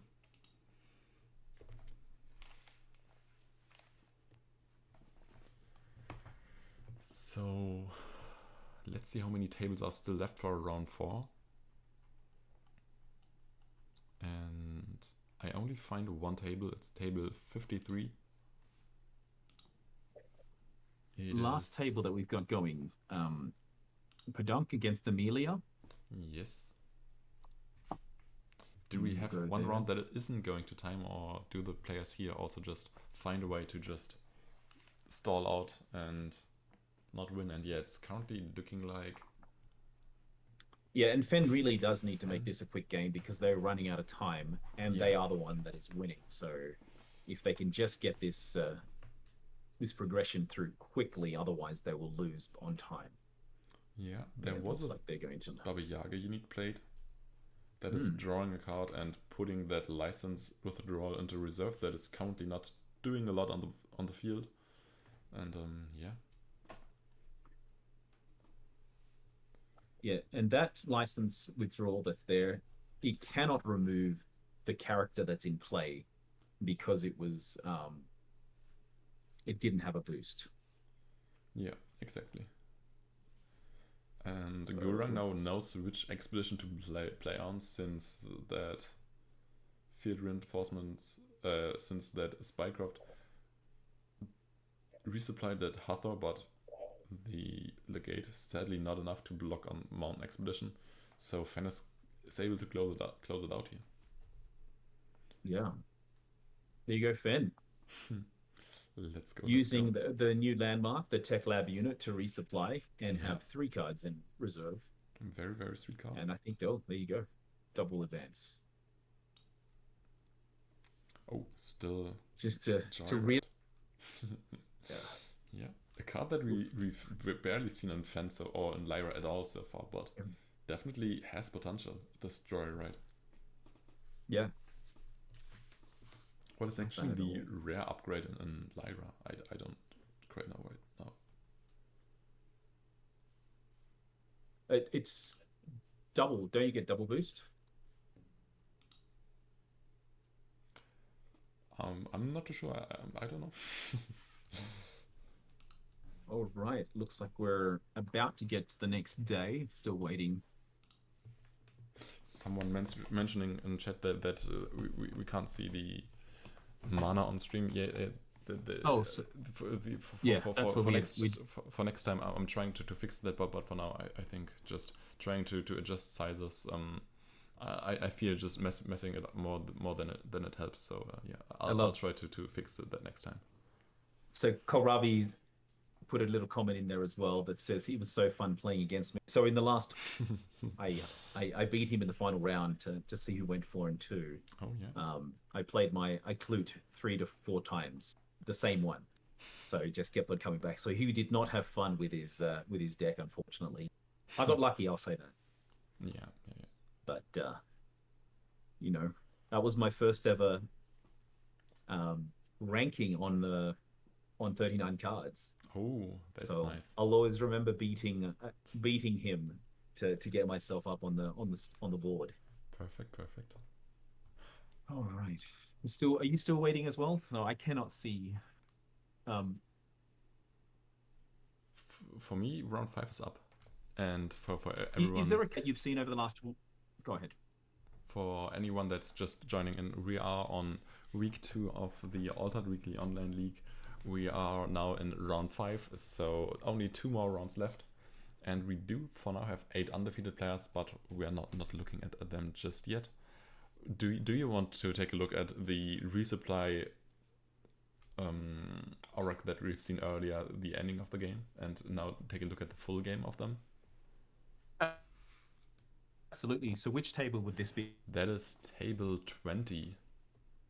Let's do it. And it is Erratic against Roxor. So your Erratic is a French player, Roxor German. Are you aware of them in your local? Nope. It's the first time I'm reading the name. Okay.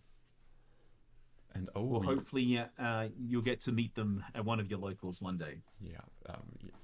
Maybe. Let's see. And that is an interesting start here for both of these players. Very, very aggressive from the Afana side, just playing 2 characters, hoping for double advance, and the Auric just setting up with a stage played on day 1. I haven't seen the stage being played too much, but if it's good in a hue, it has to be Auric, right? Since it's the Yep. the hero that It's plays 0 costs the most consistently. absolutely. Let's see. Maybe this build is your artist build. It's not the rare version, so it doesn't really trigger off of artists or songs. It's just triggering off of zero statistic characters. True, but everyone wants to see the band, right? The band is going to be Yeah. interesting to see. Like Yeah. I don't know. I think Aurak, by allowing this advance, is going to make it very difficult. But we're getting to see our first unique played out by Aurak. When you play another character with a base statistic of 0, if you control one or more landmarks, a resupply, and that is all the uniques that you're going to see today from Heretic are all the same. Yeah. And So, just in training, mentioning in chat that they don't have the best record on print on demand orders. They apparently have waited 4.5 months for their first order and need some cards for Essen. I actually myself haven't printed any cards yet, so yeah, not. That's crazy. That's awful. I'm still building what I need to get out, but I'm trying to see if I can just get 15 packs from an economic standpoint. I know it's a lot more outlay, but I'm like, can I get that done? But I wish I had some more of the full art season 1 cards, or the ones that came out only at the, like, I'm missing a Kojo, I'm missing there's a few others I'm missing, but they're pretty expensive to buy. So one day I'll get them. And we still not quite see the resupply chain be activated for Heretic, even though they have their first unique out. And there's just Haven Serenga played, so probably we don't see that Esmeralda being played yet, and maybe just the Martingale to try to get that 1 for 2. That would be probably best outcome for Heretic at this point. But no, decides to play for threatening the expeditions. Very, very aggressive playstyle. Wow. Double advance. Do they want to get the double and really push their foot down? Aurak.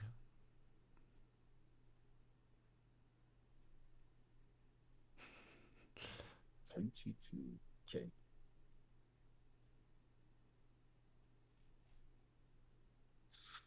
Yeah.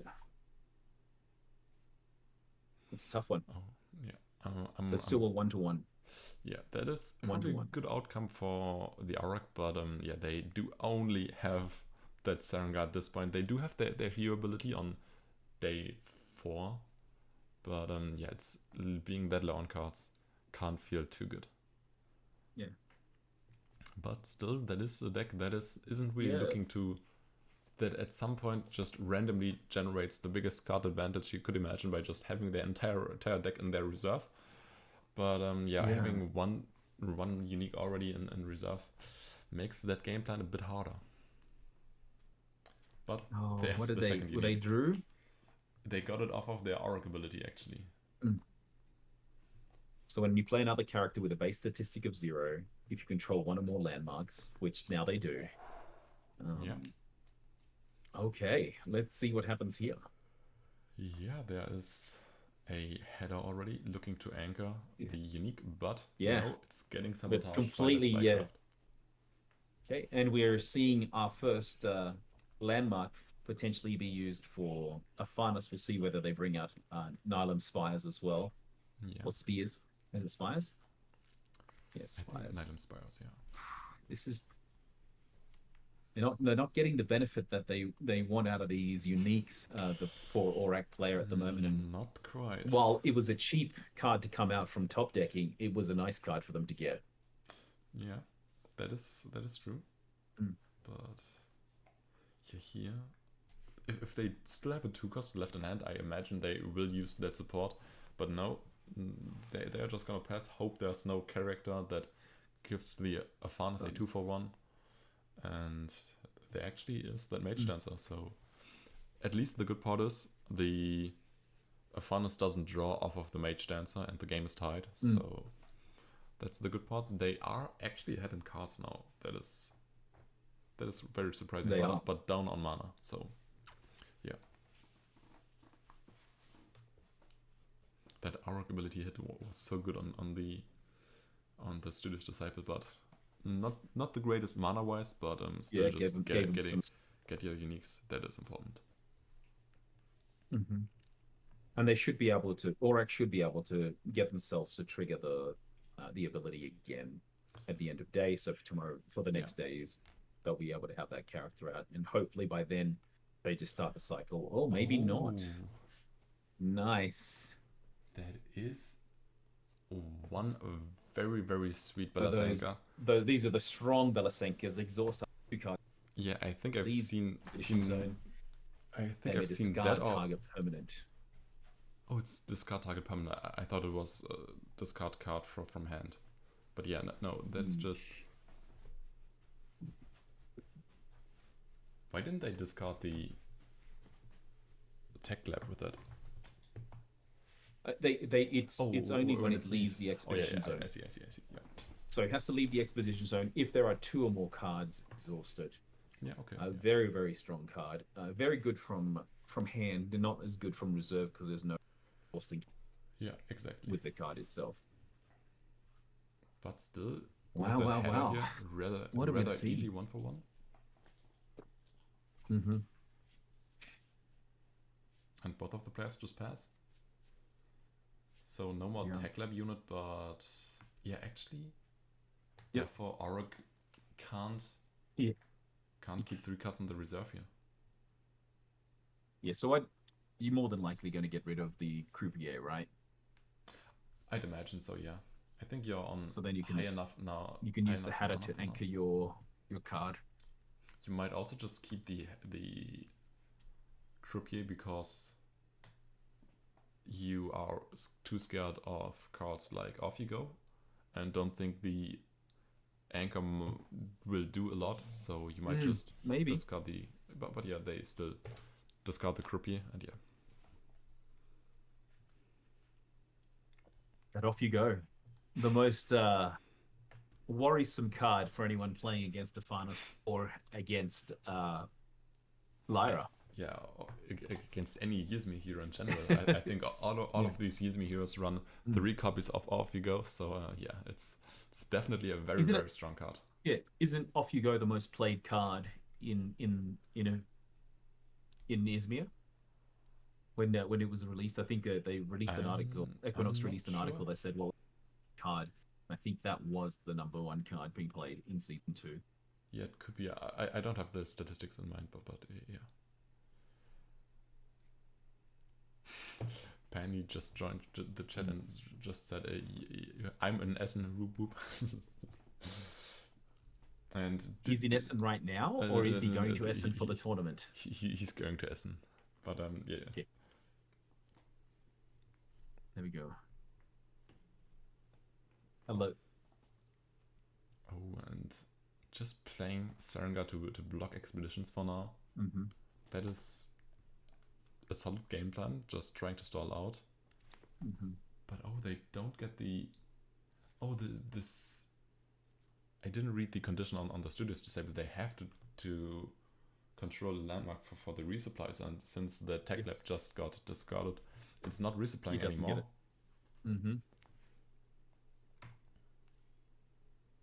He's trying to get himself something out there in the expedition, but this might just he's already lost one of these. Here. This might just end up being a 2-0 here for the Afanis, since there's still so much mana left. They can get an easy draw, get the Night Inspire active, and get the character out on Companion. So I think this is sleeping your own Disciple here is just a losing play, I feel like.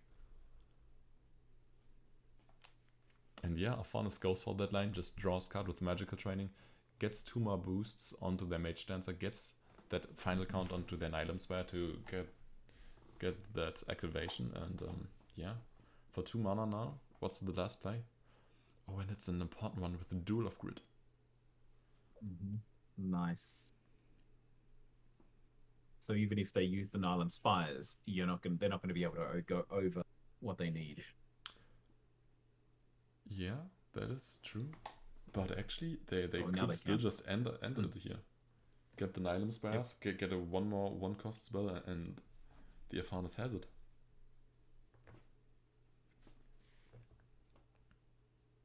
They still need one more. So I think it's going to be 1 and 1. 1 and 0, sorry. Yeah, there we go. There's the Rhymefrost, so Rhymefrost. GG. And Get the fourth. yeah. Good. Yeah. Well played, A.W.O.L. Yeah. Beating these pesky resupply chains. We sadly didn't get to see it this game, but yeah, it's maybe not as consistent as you might hope. Yeah, of course, every card that is unconditional would be great to have, but sometimes there is a condition need to get these amazing abilities out. But he lost both, so both of their permanents. So he had 2 permanents in play, both got removed. A.W.O.L knew what he needed to do, or she needed to do. Apologies, it looks like it may be a lady on the end. All right. Let's do it. Let's see. Do you have a table that you want to look at? Yes, we'll try not to go to the last tables right now, right? Yeah, exactly. So we can keep those for the final. Oh, and I saw that Ross could actually beat Left Faith on table 1 right now. So we get to nice. So I already know which player we have to watch in round 6. It has to be Ross. So I wanted to go to table 33, Goten against Ezilio. I don't think we've seen either of these. Correct. We may have seen Goten. I'm trying to remember. It's our first chance looking at.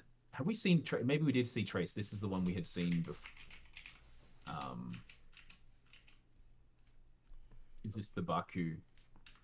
Yes, basically one of the amazing Bakus in play right now. If you can share your screen once you're there. Yeah. I just didn't find the table. Okay. So we're on the table. Oh yeah, we've seen this Baku before, yeah. And it is looking super strong once again, and it can't even be discarded using the Duel of Grit. Yep, Duel of Grit will not help right now because you don't have anything that's out. That's 5. Yeah. It almost means you may just be waiting, but waiting out, holding the rest of your cards so you don't lose as much. The Ouroboroses are really strong though. Like the ability of going through your deck to finding the right card you want to have in play. It's tough to beat, especially with Traced and its other abilities, where you can just get something into reserve.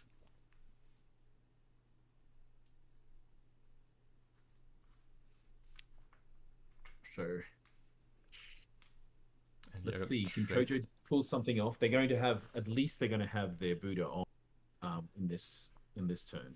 Yeah, but I feel like what the Kojo wants to do this turn doesn't matter too much. It's just about how fast is the Trace able to cycle their deck, and can they still play their Baku afterwards with 4 mana left. And I think that's what this game actually comes down to. And also, Trace can sacrifice their whole turn here to just search for their Baku, not do anything else, and just try to finish out the game on the next turn, since as soon as they have that Baku and there's no removal or answer to it, it will just double advance, most likely. Yeah. That's a fantastic Baku. Yeah. Some people get so lucky on their when they're opening their packs, but at other times it could just be as simple as that they've purchased it. This would be one of those ones that would be a very expensive purchase.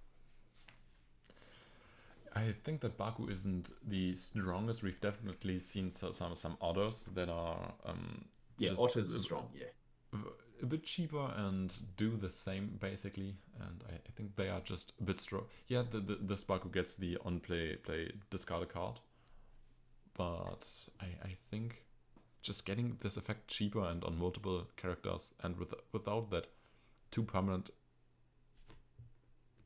setup is making it a bit easier. But yeah, it's still a definitely fantastic card. Yeah, I don't have it. I want it. Yeah, you might find someone in the AQZ team that is able to lend you Yeah. one of these. Oh, okay. Are you trying to help me win my tournament Sure, yeah. in Dallas? Yeah, definitely. But you'd have to ask Franico for that. He's actually Oh, dang it. the unique collector at the moment for us. Yeah. Yeah, I need to. Jeez. The great thing is we can share cards and just get them printed. That's I'm looking forward to the day that Equinox provides the functionality for loaning. So Yeah. then, like, I That'd loan be it for cool. 2 weeks. You just have it, whatever it is. But Yeah, back to the game. I'm honestly I'm really hoping Kojo pulls this because of how disadvantaged he is with having the versus. It is a hard slog. I'm hoping so as well, but I don't see it currently. But yeah. Also, the Icebound Hollow is a super good card to just put out a bunch of stats and should be relatively easy for Trace to fulfill this landmark requirement in a single turn. So yeah, and also Kojo just wants to trade on this turn. So yeah. Yeah, but they could do that, but you've also got the threat of Duel of Grit that can get rid of it straight away. Yeah, Once you get the dragon that is out. true, yeah. That is true, but I think the Kojo might not play slow enough to actually get to Duel of Grit effectively here. True. Kojo just needs to survive this day. Yeah, and basically. We'll see what happens. But smart play so far by Gortin. I've had an affinity to the Axiom faction. I just have never found that I've enjoyed its gameplay. I've always wanted to, but I've never truly enjoyed it. I don't know why. Yeah. When robots are my thing, man. I love it, but it's just not working for me. Oh, when they keep another Icebound Hollow here, and they could just get their second Icebound Hollow pop as well this turn. But that requires a bit of resupply luck. Wow. Crazy. So would you not play Duel of Grit straight away? I'm not too sure. I think I would kind of... Yeah, it's hard to say. Yeah, but you can basically just slow play it and see what the Trace now actually wants to do. But no, Azelio is firing that Duel of Grit off immediately. But this just leaves open that bug out bag to just still provide a 2/2 character that of course can still easily be outstudied by the likes of a Pathfinder also. You also Tolarian Skater costs too much. Yeah, the Pathfinder will Chiron will make sure that he doesn't progress. Oh yeah, if he has a Chiron in hand.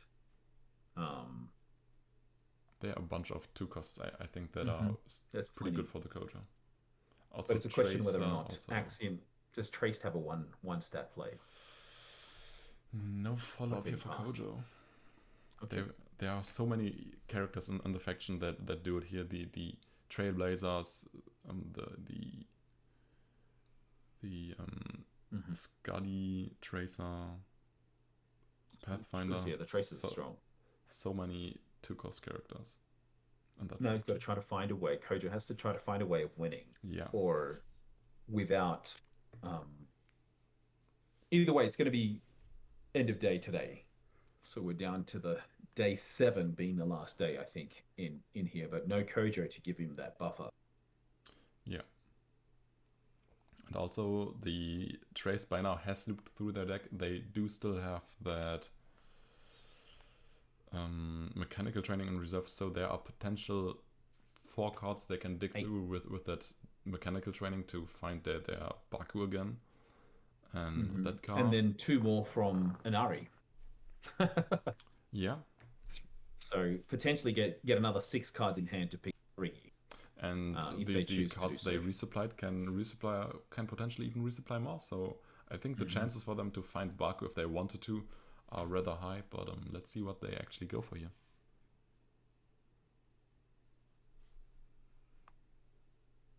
Tough one. Let's see what's going to happen. I wish I spoke French. That's one of my things. So they're having a chat among themselves as they play, which is good, between Gorten and Azelio. Yeah, it's for me, table talk is always fun, but others might not enjoy it that much. Yeah, so I'm actually I don't talk much when I'm playing the game, like as in chatting, and purely because I'm always playing on an iPad or my phone. Yeah. I seldom get to play on the computer, so that makes it a little bit difficult. Oh, that is a very, very sweet card. But it is kind of conceding the game as well, since one character played on the opposite expedition should be enough. Sadly, the hunger needs some milk, but sadly, seemingly isn't able to get that needed milk to double it, to make this hunger gigantic. So, did he not? Oh, he can't make it gigantic. How much is it? It's 3? Yeah, it's 3, and also you can play Aqualano Milk beforehand and just play the hunger into that expedition, so it gains the fleeting. That would also make it gigantic, but yeah. Duel of Grid gets rid of the Frankenstein for now, but one more character is GG. And that's also what Azelio realizes. And there's actually a second Frankenstein, so yeah. But I got to see my first hunger at play though. Very, very, very, very strong. Yeah, definitely. He just didn't. Gotten didn't put a character out for him to play against first. But either way, good game. Good game. Traced looks like the back end of season 1 is starting to come back. Let's see if that ends up happening. Yeah, I'm a bit doubtful. I think Trace now currently is a unique faction, just like Varu is very unique reliant. But yeah, there are definitely some very, very potent uniques for Traced that can make that hero very, very strong. There is a lot of games that have already finished, so yeah. We're down to a few towards the bottom of the pack. We do have table 40 has got very low progress in, and that's Dragasco against Bernard Smikar. I think we've seen one of them already. I think that might be the last table in terms of progress. Do you want to go to that one? Yeah, then let's go to that one, yeah. Okay, table 40 it is. And is this a Gurung table again? Yeah, of course it is. Yes. So Gurang against Fen. Now we get to see Fen, using the refinery to see how they leverage that. Of course, they're going to have Tech Lab unit, which makes the most sense for Fen just to continue to have lots in their reserve to be able to play with. One thing of note, though, 2 of their Anansis have already played, so we are very low on. Actually, they've got no cards available in their deck either, so we're going to get a shuffle shortly. Yeah. And there will definitely be one more day, regardless of this day's. And there we go. There's that just mentioned Anansi again.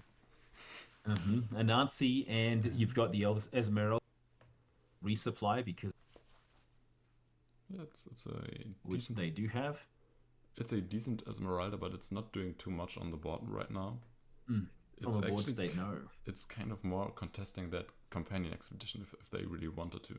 And actually, Fen is so far ahead in resources. I think they can just allow to kind of slow play and bait the opponent to play on an expedition they might not want to play on.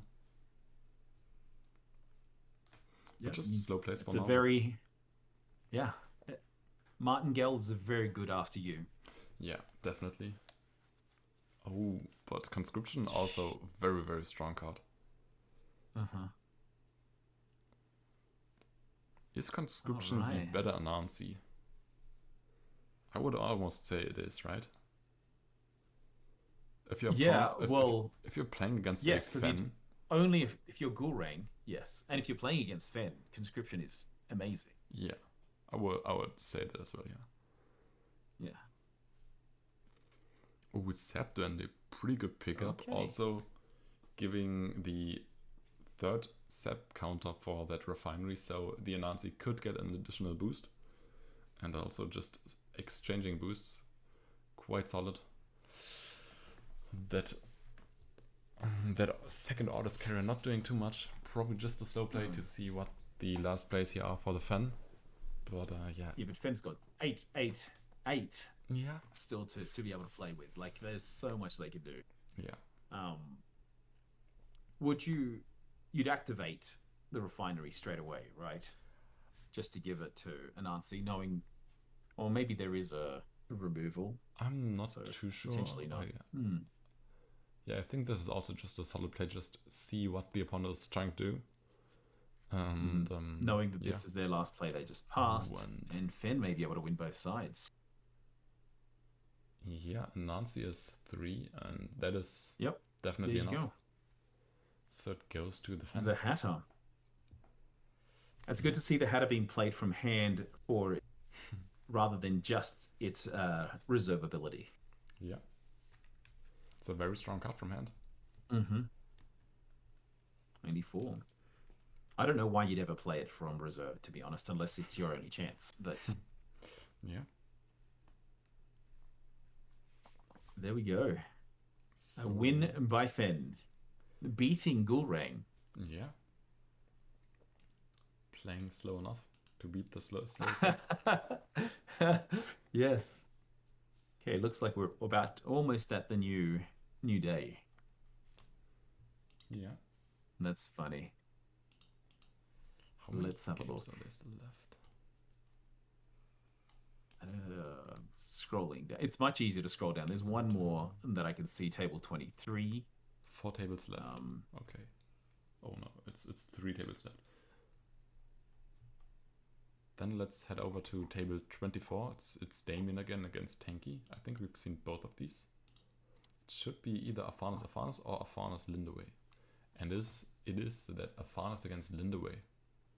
Nice. There's a few other people on spectating this as well. Yeah. And Lindaway's much further ahead at the moment. Yeah, but they are so low on cards. So yeah, once again, very, very close game. And yeah. And that after the off you go is looming. Yeah, that is true. Now this is a stronger Belasenka. Exhaust up to 2 cards in reserve. From hand and from reserve. Yeah, I think this is the strongest one I've seen so far. Damien has 3 of these. I think they have one 5 Same cost. ones? Yeah, they do have one. I think one more for 4 cost, but it's discarding a card from their hand at when it leaves the expedition. And the third Belasenka is a 5/4 cost with the double arrow as like this one is having. Sheesh. Oh, and true, playing out that magical training here for the Lindaway activates that double exhaust for the Belasenka, so they get to discard one of the cards from hand, and that is a nice blizzard, but it's just getting sabotaged again. So it is a 2-0 day here for the Afanas. But yeah, the Belasenka for now, the Belasenkas for now are gone, but yeah, it's still very, very tough. And I think the Afanas might just be a bit all 3 closer. Belasenkas are in the reserve, and there is no way they're going today. There's no reshuffling of the deck on day 10. On day 10. So fantastic. Yeah. All right. I know you're a fan of Damien, but I'm going for Tenki. Trying to make my Lind deck work, and I'm learning from these people And this that game are just actually, experts. Actually, both players are on a similar time usage, so they're only within 7 seconds of the difference in time used. So that's very cool to see. Yeah. Oh, I balance. totally One of them- forgot scenes for. I'm so sorry. Thanks for the reminder. Yes, we do I'm need so it. sorry. We need the. I'm so sorry. It's the first time that happened today. I think so. It's okay, right? I'm sorry. I'm sorry. Yeah. Justin Trainee giving you some jokes there. AWOL podcast version. Yeah, exactly. That is funny. All right, it is showing now, and I think you're going to try to see if you can fix it so that we can see a little bit more of the mana. Oh, and it's going to time and it Damien went to won, time. right? Who won? I think Damien. They're up Damien 10 won seconds. by 10 seconds. By 10 seconds. Yeah, that is No rough. way. That's a rough one. That is rough. I want to know how close the timeout from me last Tuesday against Franico was. That was on, I think it was similar timeout on minus 10 or 20 seconds for one of these players. And, Wow. So therefore, if you look at it from that perspective, then BGA basically gives the collective 30 seconds, and that's it. I'm not too sure. So, because but if their overall time was it was very small. Yeah, Very, and very small. Very good time management, unfortunately. we are now on the 6th round of the AWOL. This is the Season last 3, round. Week 2. And yeah, I already said the round before that I want to look at Roscat, that is now on table run, going up against Popiet. So we are gonna see some others, and whatever Roscat has prepared for us. Roscat against Popiet, Easy Lopez against Digidan. Those are 2 tables that are undefeated. So there are 4 undefeated. End of today, we're going to have 2 undefeated. So let's see how we go.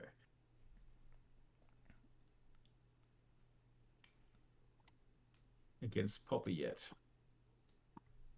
So as we're going to see them waiting on on the team to load, and then it seems now just got to keep clicking the refresh, huh? Yeah, it seems now that there's a discussion on unique openings in the chat, and it started off by Keelan saying that he finally got to open his first boosters for Whispers from the Maze, and I think just the from what I've read from that so far is the uniques in set 3 aren't as great as from the sets before, and I think it's a trend that the uniques from the uniques from set 1, and we're getting to see the first repot. So that is in reserve, ready to go. Triggered by Axiom Salvager, which is also a unique. You may put a card from your hand in reserve if you do. So I'm going to get to see firsthand the repot, I think. Yeah. And Siggy's growing by Bumblebee to begin with. It is quite early for this reporter order, but it is actually a 2-0 day here for the Sigismar, so really good start here for Roscat. They only have to commit 1 Bumblebee, and I think that is totally okay for you. And you still get the 2-0 for that. And yeah, that's also part of the reason why Sigismar is so absurdly strong. Just you get so many easy 1 or double advances by just spending a single card, and also with Baba Yaga, oftentimes you got 3 1-for-1s by just I'm gonna have to go just for a second. My little girl. Yeah, sure. I apologize. Let me go on.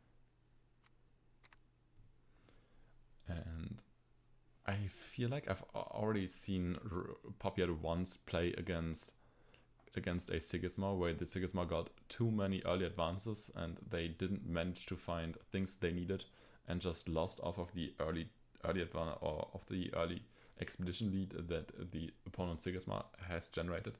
And we might see a repeat here of this, but I don't want to count out Popiet too early, since they do have that double unique setup there in the reserve, but the uniques on its own aren't the greatest threat. I think they're really, really looking for their A.W.O.L Lyra Bastion to get these super obnoxious resupplies into resupplies into resupplies, and just basically choose what you want to resupply.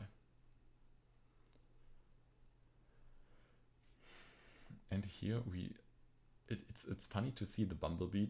It is a very, very, very, very cool card. It's especially cute. Look at that beat, right? It's so derpy. It's happy. It's a happy beetle. And yeah, I think probably you're looking for one more character of one more 1 cost to play from hand, or just a Orders Attorney and do nothing. That's also solid. So just dare the trace to have something into you. Playing out the Salvager doesn't do a lot, and playing out the Order here. And I'm back. Hello. I All really right. like this play. Just playing the Attorney and saying, well, contest this. I'm taking the 1-for-1, even by just playing 1 more card. I do really like this. So one thing I'm interested in, Siggy, is what is the new gameplay that Roscat is going to use is to basically counter the meta shift. As a Sigismund player, I will look to him to say, what are you going to teach me that I need to know? What are some of the lines that we can now use? Yes, Siggy's always been very strong, but it feels that he's fallen back into the pack. Yeah, and really important question. The beetle is cool, but can it be beat?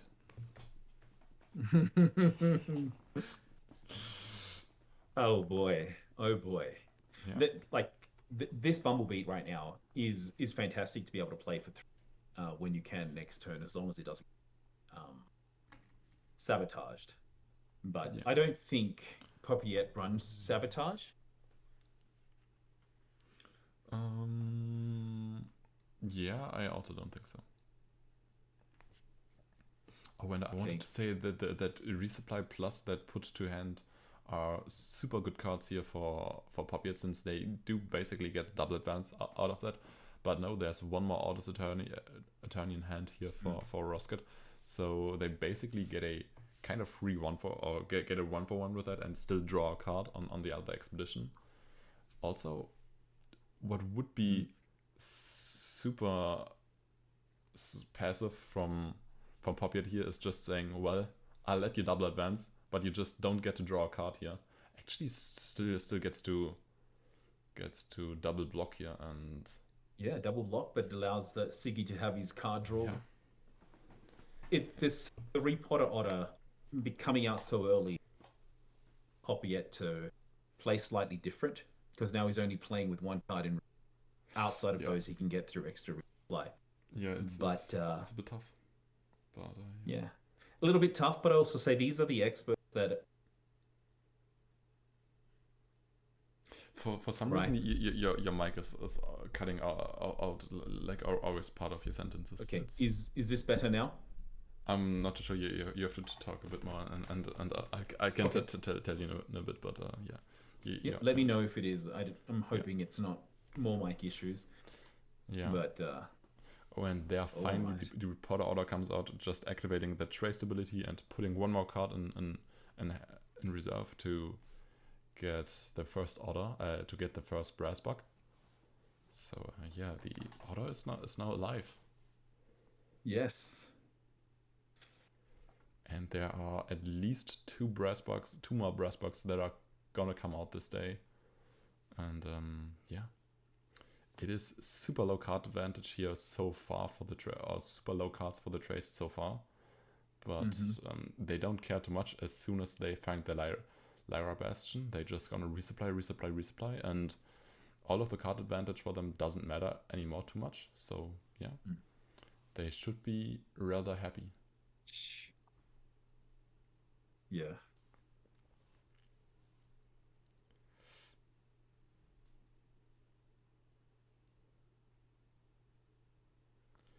And the this can't be the most comfortable position now for Rosket. Seeing so many brass bucks be committed to the board. But at least it's not infinite yet. But this is really a nice game. I think it's the first time I see Poppyet fight for the board without having the Bastion, but having others in play. So this is quite cool to see.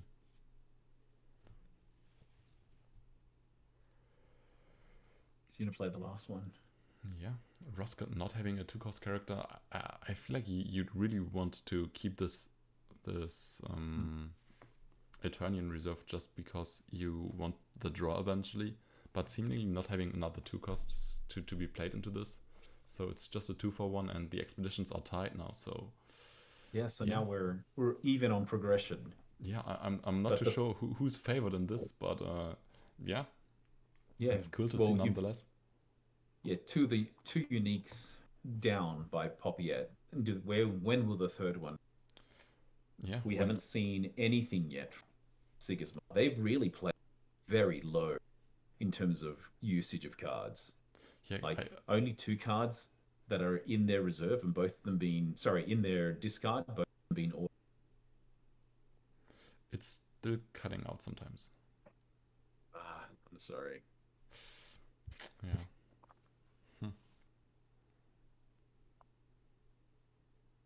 Did it just happen when I got back, or have you had that the whole time? It's been going on for a while. I'm not too sure if it was the entire time. I don't remember that, but it's definitely been for a while. And Keelan also saying, so strange seeing what looks like a fair game from Poppyet. Yeah, definitely agree. It's looking unfamiliar.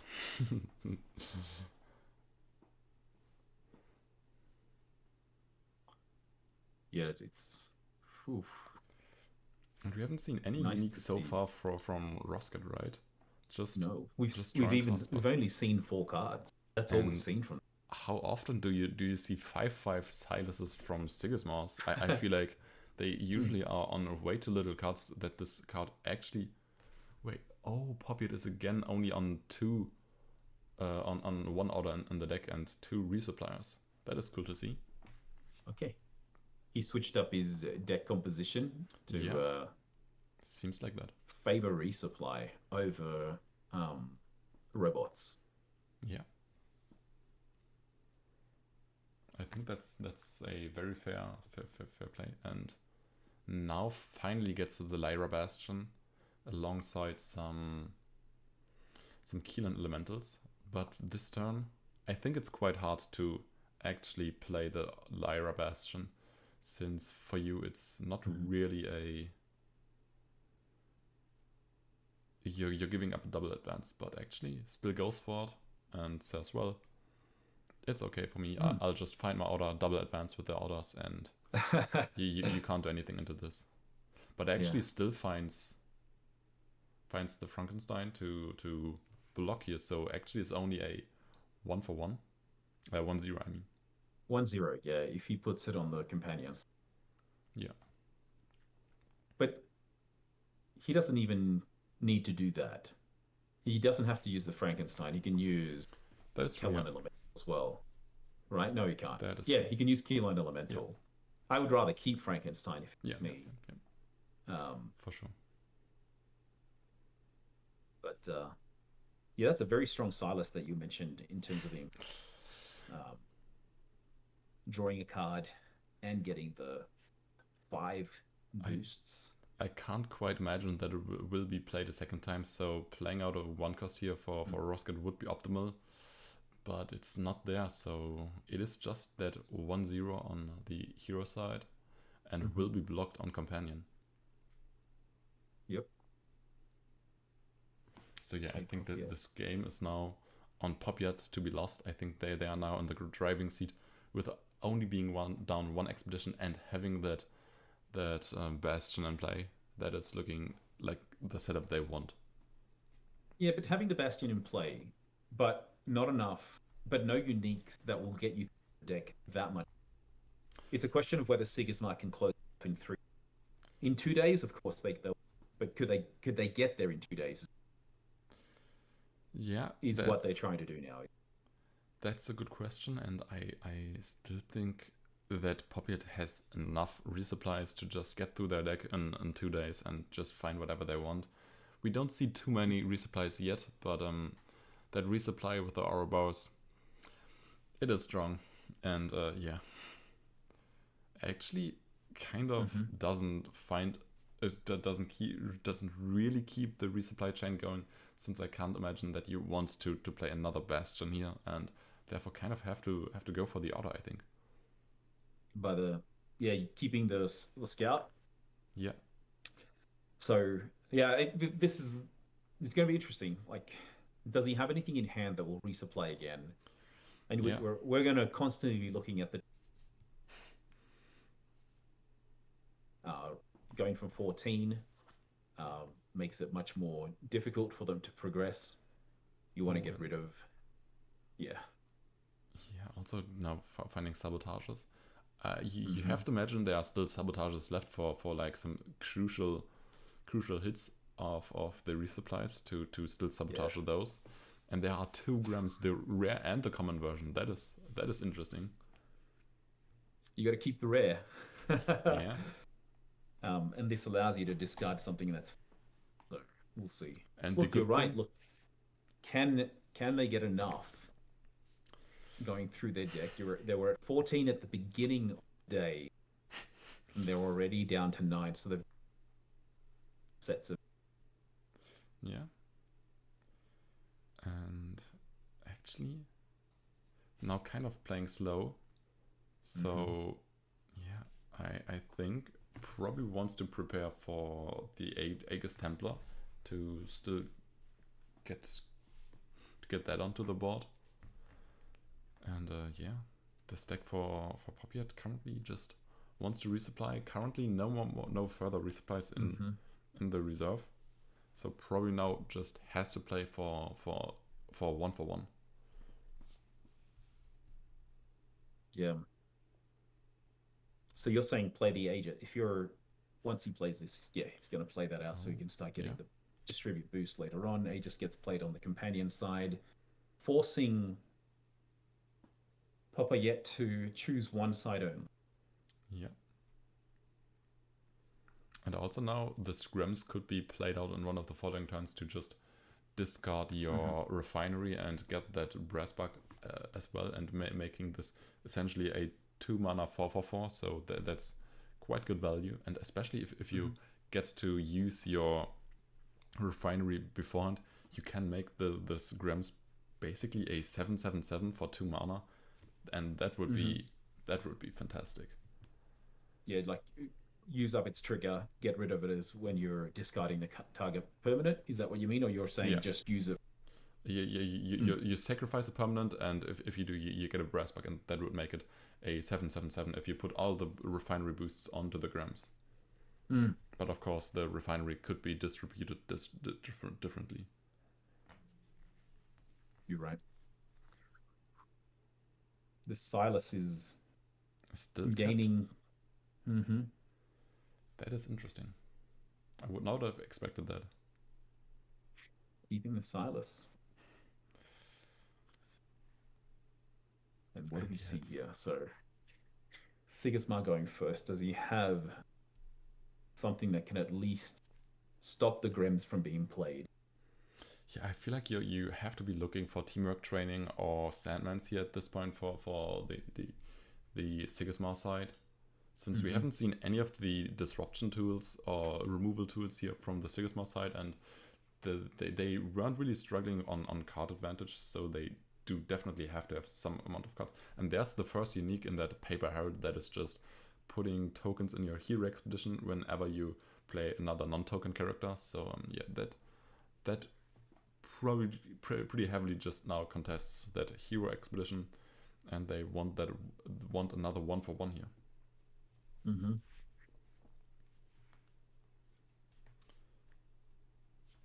But Poppyhead just keeps resupplying and afterviewing and wants to shuffle their deck. A 5/5/5 Silas goes into companion side. Very, very powerful on both sides. Yeah. And just more and more resupplies. Yeah, there we go. We're now gonna get the cycle. So out of the sorry, that's part of his deck. There's going to be 20 cards that he's going to reshuffle. 23 cards that are in there. It's a question of will he draw his uniques? Yeah, yeah. I think he will. Actually, there's the first non-resupply hit. So it now depends on do they have resupplies left in hand or will they find it off their traceability? And yes, there is of course that was the one. One more Axiom Salvager to resupply, and yeah, I feel like we're soon gonna see more uniques. And yeah, there's even more resupply, and there's the order. Repotter. So yeah, it's now finally probably it's time to get the orders online, and if there's I don't even know if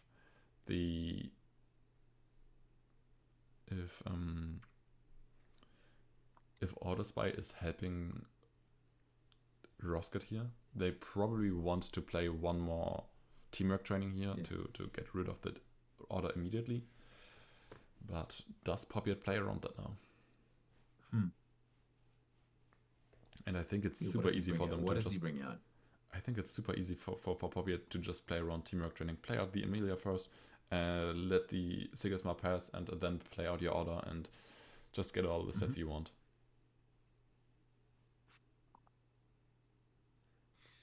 Have you seen any Muna Druids on the first shuffle for Poppyet? No, can they anchor their order? I haven't looked out for it, but I don't remember seeing any. But I didn't see anything that had the ability of doing that. Okay. But so you're saying stall right now, stall with Amelia. Yeah. Play out the Repotter order, then activate your Lyra Chronicler resupply ability. Yeah. To then bring some. Now, when are you going to use your refinery? He's already got 6 tokens on it, which is crazy. Yeah, you can use it whenever you feel the need to. I think it's yeah. Yeah, you don't have to do it before a turn, so it's just a quick ability that can be used when. Yeah, exactly. But he has to be a character in reserve. That's the only difference. I think Rosket's win condition might come down to Poppyet is down to 1 minute 30. It might come down to timing out. I'm not too sure. But you know what? Looking at the time.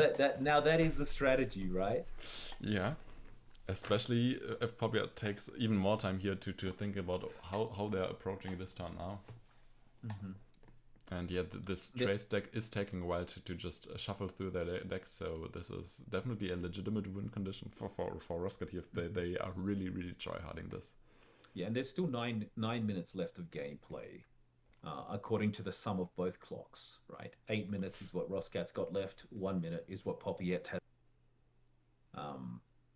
In terms of what will they do? Yeah. And... Come on, let's see. Just are they still on, or? That's a good question. Is BGA down? I'm trying to refresh to the page, and it's... I can't refresh right now. Yeah, for me as well. Yeah, Justin Training said on the chat that they can't play, and there seems to be an issue. And yeah, it's gone for me as well. Oh no. BGA, come on. Yeah, major issue reports on their side. Okay, yeah, that is... Great. That is... All right, so this is the first time this has happened to me. Yeah, it's I've heard about it happening and I've seen it on it. What do we normally do?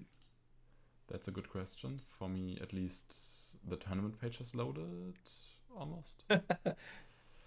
So we were down to the pairing of 2 undefeated team players against each other. Yeah. And we're not going to get to see the finale. So, because does BGA automatically time them both out? Oh yeah, I think if neither of these are able to do any actions, yeah, at some point the tournament will end, and therefore the player whose turn it was while when the issues occurred will just lose to time. And I could imagine that Simon will do a rerun then for the top tables if it actually comes to that. But let's hope that it will work in a couple of minutes and that neither of these players will get timed out. But with only 9 minutes left for the tournament, of maybe 14, 15, and BJ issues usually taking a while, it could come to these timeouts, and that would be very, very painful. Yeah, it would. Oh, it looks like it's back. Yeah, okay, then let me check if it's working for me as well. And Yes. yeah, actually, yeah. So I'm just going to put a note on the chat. And yeah, it's working for Popiat as well. So they are now doing plays again. So yeah, now using the time for Roscat and timing out would probably be pretty unsportsmanlike since they exactly, were. rude folks. You never know when someone needed to use the bathroom or a BGA times. Yeah. It goes down. Exactly, yeah. But yeah, Wow, we now see that 5-5 Amelia Earhart here in play for Popiat, and there's that teamwork training that this Amelia player was playing around, but the reporter order now has a bunch of resupplies potentially to just still outstat or whatever they want. Okay. That allows him to bring, for every time a card goes from his deck or from his hand to reserve. Yeah.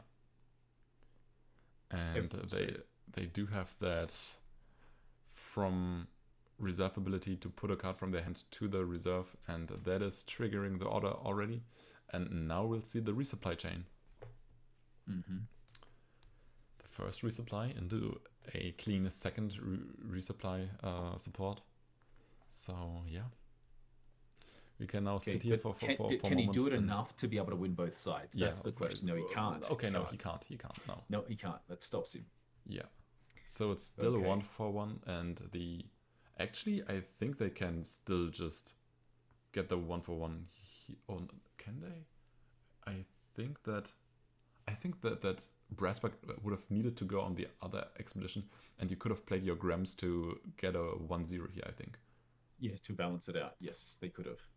I think so. But yeah. potentially a misplay. We're going to find out afterwards, or maybe they're just holding off for the next turn, knowing they have a very high chance of winning both sides. Yeah. But I'll also say you're down your uniques again. Can you go through and recycle through your deck a second time? Yeah. Knowing that you have to get through 13 cards to get to the reporter. And currently you're not showing any resupply supports or resupply cards. So these 3 cards that you get off your draw for turn plus traceability have to include resupplies. Otherwise, this game can become very, very tough really quickly. But still, they do have that potential 7/7 Grams here, and they do find that Frankenstein already. So they can easily keep resupplying.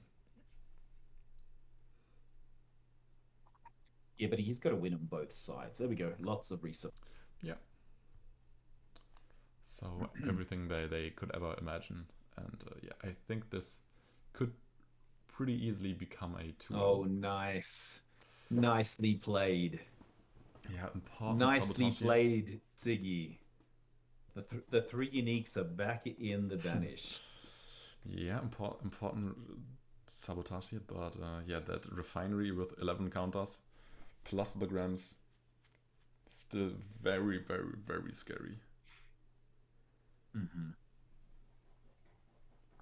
I think there kind of needs to be another teamwork training for Roscat plus whatever 2-cost character has the highest stats. So probably Orders Attorney also are probably the best place here for Roscat. But alright, we're going to use the benefit right now. Yeah. 5/5/5. Okay. What do they have? And yeah, they do choose to sacrifice one of the permanents, and you have to imagine the refinery will be sacrificed here. So Sacrifice they the get that. refinery. Yeah, so they get that. This is exciting. Come on. Come on, Siggy. Come on, Siggy. That's a hard thing to beat. There is an out. There's an 3-3-5-5. out, and the out starts with Orders Trooper or with a low cost character. And now if they have removal, does Roscat have removal here? Removal would take it. Yeah. And or yeah, sleep. there's Yes, the there you Sandman. go. He's got sleep. There's the Yes. Sandman. Yeah. They just put Well to sleep the done. Grams, and the game's over. Yeah. Man. Wow. That was fun. That was great. Gee, so there is a way of beating this recycling, resupply, but it feels like most of the time it is out of the luck of the draw. Because once the engine gets going, it is very hard to beat. Yeah, and probably also pointing out here, at least I don't lose because of the clock, and yeah, that's really really nice to see that this game still ended before the clock, and yeah. I'm Wow. very happy for Roscat, one of the players that is regularly texting me. So yeah, I really enjoy that victory for them. So yeah, congrats to Roscat. That was amazing to see. Yeah, good job, Roscat. So we've had Sigismar win, go undefeated. It's nice to be back on top again, Siggies. So, and then do we know who else? It's they're currently having to discard cards from reserve, but look at that board state. I think the winner on that board is quite clear, and yeah, there are a few boosted up characters on the side of Azalopus. So it's a Sigismar and a Tasia going undefeated. And a Tasia, 2 weeks in a row for Tasia. Yeah. And this time it's Azalopus, and yeah, Azalopus. Oh, that's ridiculous. Or one of the that most is ridiculous. There's 60 stats across the. Yeah. Three. Oh my word. It's really nothing, right? No, nothing at all. Yeah. Nothing at all. Yeah. I'm gonna have to have a look at what uniques they're using to continue this boosting, because that's insane. It looks like they're just using Acapelia. Yeah, they are the Copelias. Yep. Yeah, these Azalopus uniques, they are crazy. Oh my goodness. Oh my word. Well, we've come to an end. That is the end, isn't it? I think there should probably still be some tables left. Yeah, the final results aren't in yet. There is one game in tiebreaker and another table. Let's go to the bottom of the tournament. It's on 50% progression, I think. Amelia against Galindo. So yeah. Yes, table 51. Good to see Kohlrabi got the bye, so he gets a win. Let's go.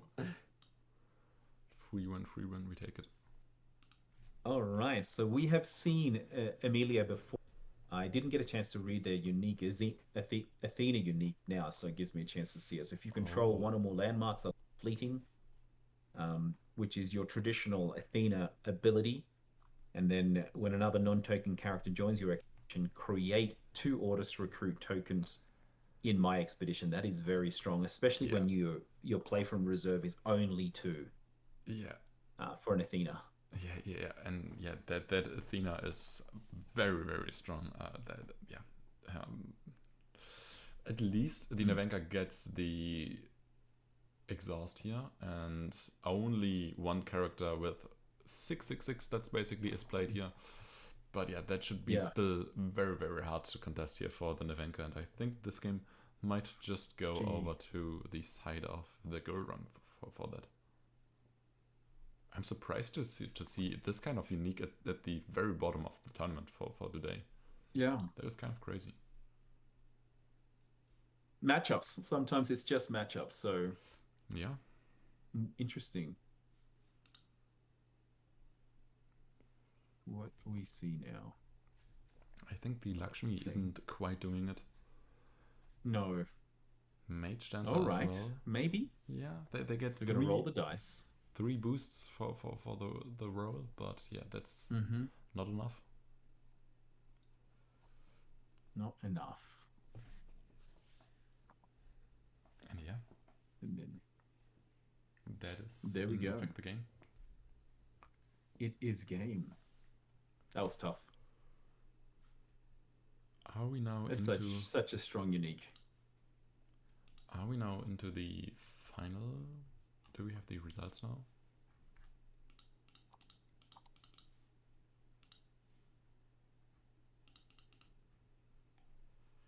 Just waiting to see. I believe everybody's finished up. We we have the had tournament Roscat results and now. Easy Lopez as sole winners. Do you want to take us through them, Runefolk? I don't know if you want to share your screen sure. or whether we just chat. Of course. And for the tournament results, I think we're going through. Let's go through all the 5-1s. Mhm. Yeah. Currently, I do have an. For anyone that's wondering why there's an extra column on heroes on my screen here, I can tell a bit later about that. But for now, let's go to the tournament results. On first place, we do have Rosket for 6-0 with Sigisma. Then we do have, and second, HAT's as a Lopez on Tasia. Then for third, we have Digidan. On fourth, Lethfei. On fifth, actually, Franico Rico. I did not expect Franico Rico here. We haven't seen any games today at all from them. Then on sixth, there is Goopel 7. On seventh, Pobiat 2VO. On eighth, ALR Martin Pashuro. On ninth, there is Altered Aces Valenzen. Then on 10th, Godhead. 11th is Altered Aces Popeye. 12th is Solerk. Then 13 is Fug Itan. Then we have Zadibuk, Belteshazzar, and HOFR Clem. So yeah, congrats to everyone who played and got good tournament results. And you'll probably see all two up in font 2 finishes on 39 cards as soon as that's posted.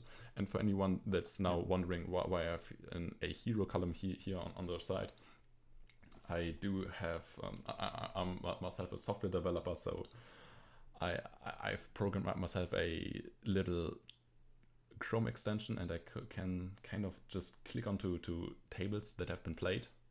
And when I go back, you see that the heroes update, so I can therefore get for all of the players That's the awesome. heroes they played.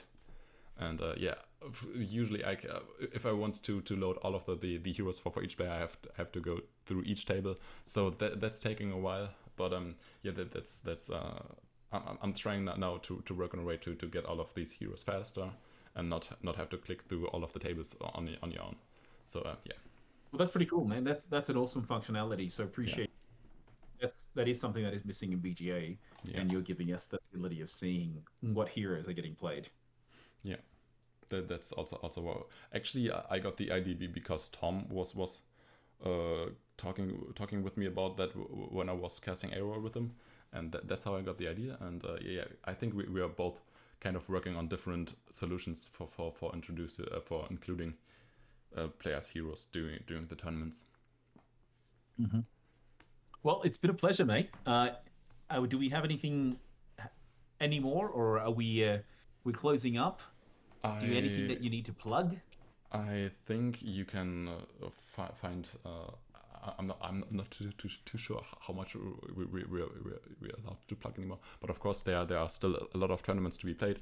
There are a bunch of AQZ tournaments each day. Now tomorrow is the Blitz and Ace. Then on Wednesday is NUC, and on Thursday is the AQZ Championship. And for us, you can still check out our socials. And for me, I've recently posted my first YouTube video on at Runefolk.